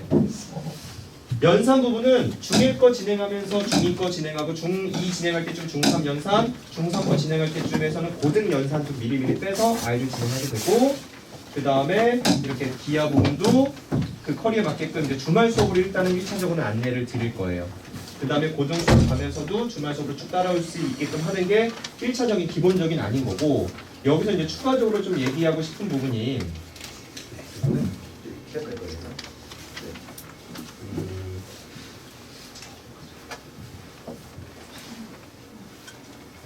이렇게 할게요. 조금 더 이렇게 강조이 사실은 요거는 요 내용은 최근에 저희가 이제 학부모님들 이제 아이들을 초등학교 4학년 우진 쌤이 얘기하셨죠. 우진 쌤이 이게 초4 정도 아이들 대상으로 고등 수업을 했는데 아이들 구성이 너무 좋아서 어디 팀으로 묶었어요. 어머니들이 했어 이렇게 팀으로 묶어서 수업을 하자 하고 팀으로 묶으면서 경식 커리 더 넣어주고 관리 더 넣어가지고 더 이제 완성을 하자 이렇게 좀 진행을 했는데 기본적인 저희의 도구들은 비슷한데 추가적으로 아이들 경식하기 전에 지중상이란 내용이랑 이 파트에 참고로 정수적인 기초도 들어갈 예정이에요. 조합이랑 기하 바이브를 해서 아이들 증명하고 뭐하고 하는 것까지 해서 경시학원 가기 전에 사실상 거의 최적화된 딱 상태를 만들어서 가게끔 그런 부분들을 하는 건 거고 저희랑 이제 같이 공부를 하게 되면 저는 뭐 이 부분은 이렇게 설명할 수 있을 것 같아요. 이 과정을 진행하면서도 똘똘은 좀 더 잘하는 친구들을 묶어서 약간 이제 경시 정말 이 선행하는 친구들 중에서는 경시를 확실하게 갈 친구들도 있고 조금 더 자사 정도를 목표로 해서 경시를 안 할 친구들도 있을 건데 경시도부터 목표로 하고 뭐 그런 심화를 할 친구들한테는 팀으로 저희가 이제 묶고 상위반을 더 만들면서 이런 부분들도 이제 진행을 할 거예요. 그래서 경시 부분까지 더 이제 책임지고 하는 부분들 그리고 또는 이제 저희 이제 남는 시간 한에서는 어머니들이 뭐 저희 아이가 뭐 고등 정도 들어가고 있거나 하고 있는데 남은 부분을 뭐 묶어서 SM에 대해서 하고 싶다 뭐 그런 부분이 있으시면 연락 주시면 언제 시간이 되고 해서 간담회 하고 해서 수업도 확정하고 할 수 있으니까 열어놓고 언제든지 연락 주시면 저희 실장님들 되게 친절하다고 소문이 많이 나 있어요. 친절하게 잘 안내 드릴 거니까 그리고 저희가 제일 자신 있는 것 중에 하나는 저나 선생님들 실장님들 누구한테 물어보더라도 거의 비슷한 상담을 계속 하거든요. 기본적인 학습에 대한 가치관이나 그런 것들이 거의 같고 이렇게 통일되어 있기 때문에 그런 식으로 해주시면 될 것 같고요. 총 정리만 하면 어머니들이 시간표를 다 갖고 계실 건데 좀 독특한 부분으로는 방학에 기하 3단계 수업이 깔려 있어요. 화목 오전에 깔려 있고요. 그래서 원래 기하 3단계는 방학 특강으로 많이 안 했었는데 요번에 진행하니까 조금 더 곧 경시 과정을 해야 될 친구들이나 그런 친구들은 3단계 과정 들어주시면 되고 방학 때 이제 중등 기하 특강은 저희 오호준 원장님이 이제 진행을 하십니다. 그리고 이제 기본적인 수업 자료랑 그런 것들은 다 저희가 함께 만든 자료들인데 참고로 제가 이제 초등 아이들과 오래 수업하다 보니까 중등 아이들과 호흡에서 좀 답답함을 느껴요. 중등 아이들 대답 아무도 안 하는 거 아세요? 막 중등 막 애들 특강에서 막 10명, 15명 앉아있는데 자 그래서 얘들아 이거 뭐지? 아무도 대답 안 해요. 그럼 되게 그 초등 아이들 엄청 대답 잘하거든요. 제가 이끌어내고 하는데 그럼 제가 막 스트레스 받더라고요. 막 장난으로 시계 소리 들린다고 아이들이 계속 잔소리 하거든요. 제가 말하지 않으면 시계 소리가 들려요. 아무도 말 안 하니까. 그래서 이제 그런 호흡은 저희 부원장이 훨씬 좋기 때문에 그런 식으로 중등은 좀 맡겨서 하고 조합 특강을 이번에 방학 때 수요일로 해서 박태 선생님이 진행하시고 다른 부분들 이 정도인 거고 그 다음 또 강조드릴 게 아까 얘기 드렸던 3.5단계 조금 더 심화를 원했거나 기하 3단계 수업을 들었거나 듣고 있는데 조금 더 아쉽다 하고 싶으면 3.5단계 수요일에 잡아주시면 될 것 같아요. 그리고 저희 중등부 진행을 하고 있거든요. 이거 다 진행하고 있는 반들이에요. 그 높은 데 반도 이거 진행하고 있는 반이니까 요거에 맞는 커리들이 있으면 현재 예비 중1이거나 현재 중학생인 학부모님들은 박대 선생님이 뭐 궁금하신 분들이 5강의실 쪽에서 구체적인 상담 좀 더 해주신다고 기다리고 계시거든요. 하고 가시면 될 것 같고요. 네. 그리고 뭐 요 반들이 있는데 이거 다 제가 진행하는 반이에요. 그 대수기가 지금 다 제가 다 진행하고 이끌고 있는 반이니까 요것들도 그냥 시간표만 그냥 언급해 드릴게요. 이런 반들 한번 확인하시고 구체적인 내용은 네 거기 자료집에 다 나와 있어요. 사진 안 찍으셔도. 그리고 네 고등부 과정도 진행하고 있고 이 부분도 현재 합류할 수 있는 반이 있는지 어머니들이 뭐 그런 것도 같이 함께 비교해 보시면 좋을 것 같아요. 네, 반이 뭐 많네요. 이게 학원 조그만데 생각보다 되게 저희 많이 하고 있어요. 일단 여기까지로 마치고 전체적인 의미에서 궁금하신 거나 질문 있으면 간단하게 받고 개별로 궁금하신 거 선생님들 앞에 계실 거니까 따로따로 물어보시면 될 것 같고요. 혹시 궁금하신 거 있으시면 답변 거의 다 제가 답변을 다 드릴 수 있는 내용일 거예요. 네. 상대화 수업이 16회이던데요. 네. 12회. 네. 일단은 방학 동안에 16회 정도에서 10회는 차이점이 뭐냐면 원래 주말 수업을 할 때는 A급 정도나 그 경시 약간 연결되는 심화 문제를 하루에 총 30분 정도 할애해서 항상 풀어요. 한 15분 정도 문제 풀 시간 주고 그 정도에서 뭐냐면 심화 쪽 수업만 하다 보니까 증명만 하다 보니까 문제를 푸는 부분이 좀 약해져서 그런 걸 했는데 방학이고 교재에 집중을 하는 정도예요. 교재. 시스템은 똑같이 진행하는데 교재에 집중해서 진행해요. 그래서 교재에 있는 내용을 빼거나 세 번 똑같이 진행하는 것도 같긴 한데 그런 그 문제풀이 좀 그 일반적인 그냥 심화 문제에 대한 부분은 제외했어요. 그 원래 프린트로 나가던 부분인 건데 그거 빼고 교재로. 교재. 프린트 제공되는 양이 주는 거예요? 네? 프린트로 나오는 양이 주는 거예요? 프린트는 일단은 방학 동안에 할 거라고 해서 프린트는 현재 제외를 아예 안 할 생각이에요. 약간. 프린트가 A급 수학에 있는 문제들 같은 거를 좀 일부를 발췌해서 그 중에서도 경시랑 연결되는 부분들이 좀 있거든요. 근데 이제 방학이라는 특성이 좀 있어서 저 기간 안에 뭔가 해줘야 되기 때문에 그럼 선택이 시험을 안 보거나 A급 문제풀이를 좀 덜 하거나 해서 본 교재에 집중하는 게 맞다. 방학이 최대 특강이 12회, 13회 정도밖에 안 나와서 저렇게 계획을 하고 있어요. 네네. 그 기하 1단계 부분을 하고 나면 보통 그 학년들 때 2학년이었기, 3학년이었기, 1학년이었기 때 원래 그 기하 1단계 수업을 안 듣는 친구들은 개념서를 먼저 하잖아요. 네네. 하게 되거든요. 그 단계를 들었으면 개념서 안 통하고 바로 뭐 응용이나 응용 문제집부터 시작해도 될 정도 개념서 해주시면 일단은 기하 1단계 학습 양이 어느 정도냐, 그러니까 그 1단계만 들었을 때 그것을 어느 정도 했느냐라고 볼 수 있느냐에 대한 질문이신 거잖아요. 사실 이 아이마다 조금씩 다 달라요. 다른데 기하 1단계만 했을 때는 개념이나 그 부분은 거의 빠진 게 하나도 없는데 문제풀이의 양은 조금 약해요. 왜냐면 사실 숙제 되게 많이 내주고 싶은데 기체에서 숙제 많이 내주면 애들 그만 놀아요. 왜냐면 주말 한 번에 오는 거 정도에 소화할 수 있는 정도의 숙제 양이 되기 때문에 저는 사실 양껏 한 80문제, 100문제 내주고 싶지만 어머니들이 제일 많이 질문하는 건 숙제가 많은가요? 많을까봐 걱정이거든요. 만약에 괜찮다면 그거랑 이끌어주게끔 RPM 정도 문제집이나 그 정도를 집에서 하나 이끌어주시면 기본 한 거는 다 본 거랑 다름없이 진행이 돼요. 그 상태에서 그거를 어머니 이끌어주시거나 아니면 맞춤 수업 같은 거를 저도 맞춤 수업 하는 타이밍이 지금 좀 있는데 다른 선생님이 하더라도 그걸 한 과목 정도 그 수업이랑 맞게끔 문제풀이만 살짝 이끌어주면은 일주일에 한 번이라도 충분할 거예요. 이끌어주시면은 아예 기초 과정을 전체 다 문제풀이까지 많이 한 기초 응용 정도까지 한 단계까지 될 거예요. 선생님 3하고 3.5하고 난이도는 어느 정도 정렬인가요? 문제는 아까 이게 비슷한데 범위가 조금 달라요. 그 지중상이 다루는 문제나 그쪽이 삼각비랑 작도 쪽이 좀 들어가 있어서 좀 다르고 그리고 제가 다루겠다는 그 심화 문제들 있잖아요. 3.5단계에서는 실제 KMO 관련된 문제들 수준으로 아예 내는 거고 3단계 주말 수업에서 넣는 문제들은 A급이나 시중 문제집에 들어있는데 사실상 그게 경시랑 관련된 문제들을 넣는 거고 아까 제가 예를 들었던 원 관련된 문제들이나 페르마이점이나 그거는 시중 문제집에 들어있는데 사실 경시급 문제인 거예요. 3단계에서는 그거까지 포함해서 다루는 거고 3.5에서는 그걸 넘어서는 단계의 문제들이 있어요. 경시 쪽 문제들인데 그 부분들을 경시라고 하더라도 중중에 있는 개념이 벗어나는 건 없거든요. 기하 2단계 정도 수준을 들었으면 그걸 통해서 풀 수는 있으나 아이들이 아직 접해보지 않은 그런 수준의 문제들을 같이 하면서 진행하죠. 3.5는 지금 한 학점이 있는데 이게 나중에 또 열릴 수도 있긴 한가요? 일단 현재 계획으로 수요일에는 계속 진행할 계획인데 수요일에 연달아서 계속 열지는 않겠죠. 왜냐하면 이제 수요일에 2.5, 3.5를 병행할 계획을 잡고 있어요. 수요일은. 주 2회 네. 초등 정규 과정 같은 경우 숙제량이 어느 정도예요? 많아요. 많습니다. 이게. 네. 다른 학원이랑 같이 다니긴 좀 힘들어요. 사실 같이 다니면서도 제가 아는 아이는 수학 문제집을 7권 푼다고 하더라고요. 그냥 뭐 너무 빠른 아이가 아니라 평균적인 아이로 봤을 때 근데 숙제량이 적지는 않은데 저가 지금 진행하는 반 기준으로는 지금 월급반은 숙제량도 좀 많고 조금 더 잘하는 친구들이고 화목은 조금 문제집도 조금 낮춰져 있어요. 그래서 화목은 조금 더 천천히 가면서 숙제량이 그렇게 많지는 않아요. 화목 쪽은. 네. 그리고 한 번 왔을 때마다 한 과목씩 이렇게 진행하게 되고.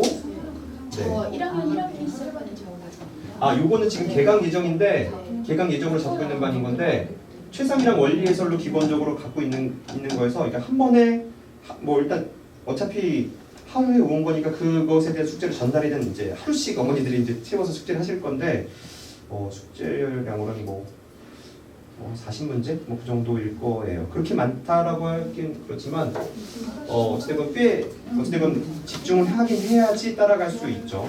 네. 선생님 아, 네. 2학년 2학기 네. 거까지 나가는 진도를 나가는 3학년 건 안 됐거든요. 그러면 기하 1단계를 듣는 게 나을까요? 그런 경우들은 조금 더 구체적으로는 그러니까 개수는 어디까지 했죠? 대수도 2학년 2학기 2학년 1학기까지 3학년 1학기 조금 더 그런 친구들이 제일 애매해요. 네, 왜냐면은 근데 딱딱 1단계 하기엔 영향이 남을 것 같고 2단계 할 건. 잠깐만요.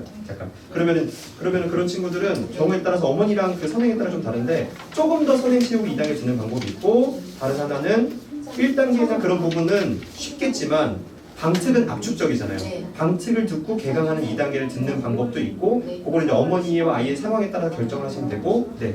입학 테스트는 기하만 봐요? 아니면 다? 기하 기준으로 입학 테스트는 기하인데 대수가 2문제 정도 들어있어요. 기하 1단계는 중일의 연산을 할 수 있는가. 중일의 연산은 기본적으로 뭐 이런 거거든요. 기본적으로 뭐 그냥 이런 연산들을 정말 다 할 수 있는가. 가끔 미지수를 모르는 경우도 내보로 해야 되는 애들 초등 낮은 단계도 있거든요. 그러면 안 되고 분수 계산이나 그런 것을 다 할 수 있는지 정도가 중요한 거고 그리고 기하 2단계는 인수분해랑 2차 방정식을 풀 수 있는가. 기하 2단계에서는요. 그러니까 기하 2단계는 중등의 기하를 기초 문제를 알고 있는지에 대한 체크랑 3-1의 연산을 할 수 있는지 정도가 돼요. 테스트지가 다릅니다. 참고로 아예 제가 다른. 선택해야 돼요. 그러니까 저 3단계. 근데 만약에 그러니까 테스트 종류가 3가지가 있어요. 1단계 테스트, 2단계 테스트, 2.5, 3, 3.5 테스트 이거는 하나인데 요 수업은 그 아까 전에 공식 정말 다 알고 있는지 채우는 시험이랑 약간 응용 문제들, 응용 심화 문제들 잘 풀 수 있는지에 대한 문제들 나오는 거고 2단계는 1단계 정도의 학습이 돼 있는지랑 3-1 연산을 할 수 있는지 그리고 이 1단계 테스트는 네. 초등학교 기준으로 5학년, 6학년 정도의 기하를 정말 할 수 있고 기하라는 게 그 그러니까 고형, 네, 3.14 해서 이렇게 원의 넓이 구하고 어머니 이런 거 아시잖아요? 요 넓이 구하는 거 이런 거 구할 수 있고 뭐 건너비 정도 구할 수 있고 할 수 있는지랑 1-1 연산할 수 있는지 1-1 기초 연산이에요. 그 정도 미지수 다룰 수 있는. 그러면 네. 수상화를 기본으로 끝내고 수화 실력만 안 했어요. 그러면 단계를 선택해서 시험을 봐야 된다면 기본적으로 이제 그 아이가 네네. 중등 다 기하 한 번 했죠. 한 번 한 상태라면 수업은 그러면 요 시험지를 보고 이 시험지를 보고서 아이가 중등의 기하가 어느 정도 잘 돼 있는 편이라면 이 반으로 안내되는데 거기 이 시험을 통해서 부족하면 2로 안내가 돼요. 그러니까 요 정도 그럼 중등은 일단 요만큼 진도로 봤을 때는 요 밑에 마지막 단계 시험을 보는 게 맞다는 거죠. 이제 마지막 단계 시험을 보면 거기서 개념이 많이 비어 있으면 2단계로 배치가 되고 개념이 됐는데 응용 문제도 웬만큼 풀었다면 3단계에서 선점하고 개념이 잘 됐는데 응용 문제가 안 풀렸으면 2.5를 추천드리고 이렇게 되죠. 하나만 더 드릴게요. 정규반의 예비 중기 정규반 네. 수화 실력으로 하시는데요. 네. 이렇게 수화는 연습 문제를 안 푸는 건가요? 기본으로 연습 문제. 잠깐만요. 그거는 저희 단계로 진행을 하는 건데 어딨죠? 이게 정규반은 중등 조금만 내려가. 네. 그거는 잠깐만 제가 그 교재 한 번만 확인해야 되는데 교재쌤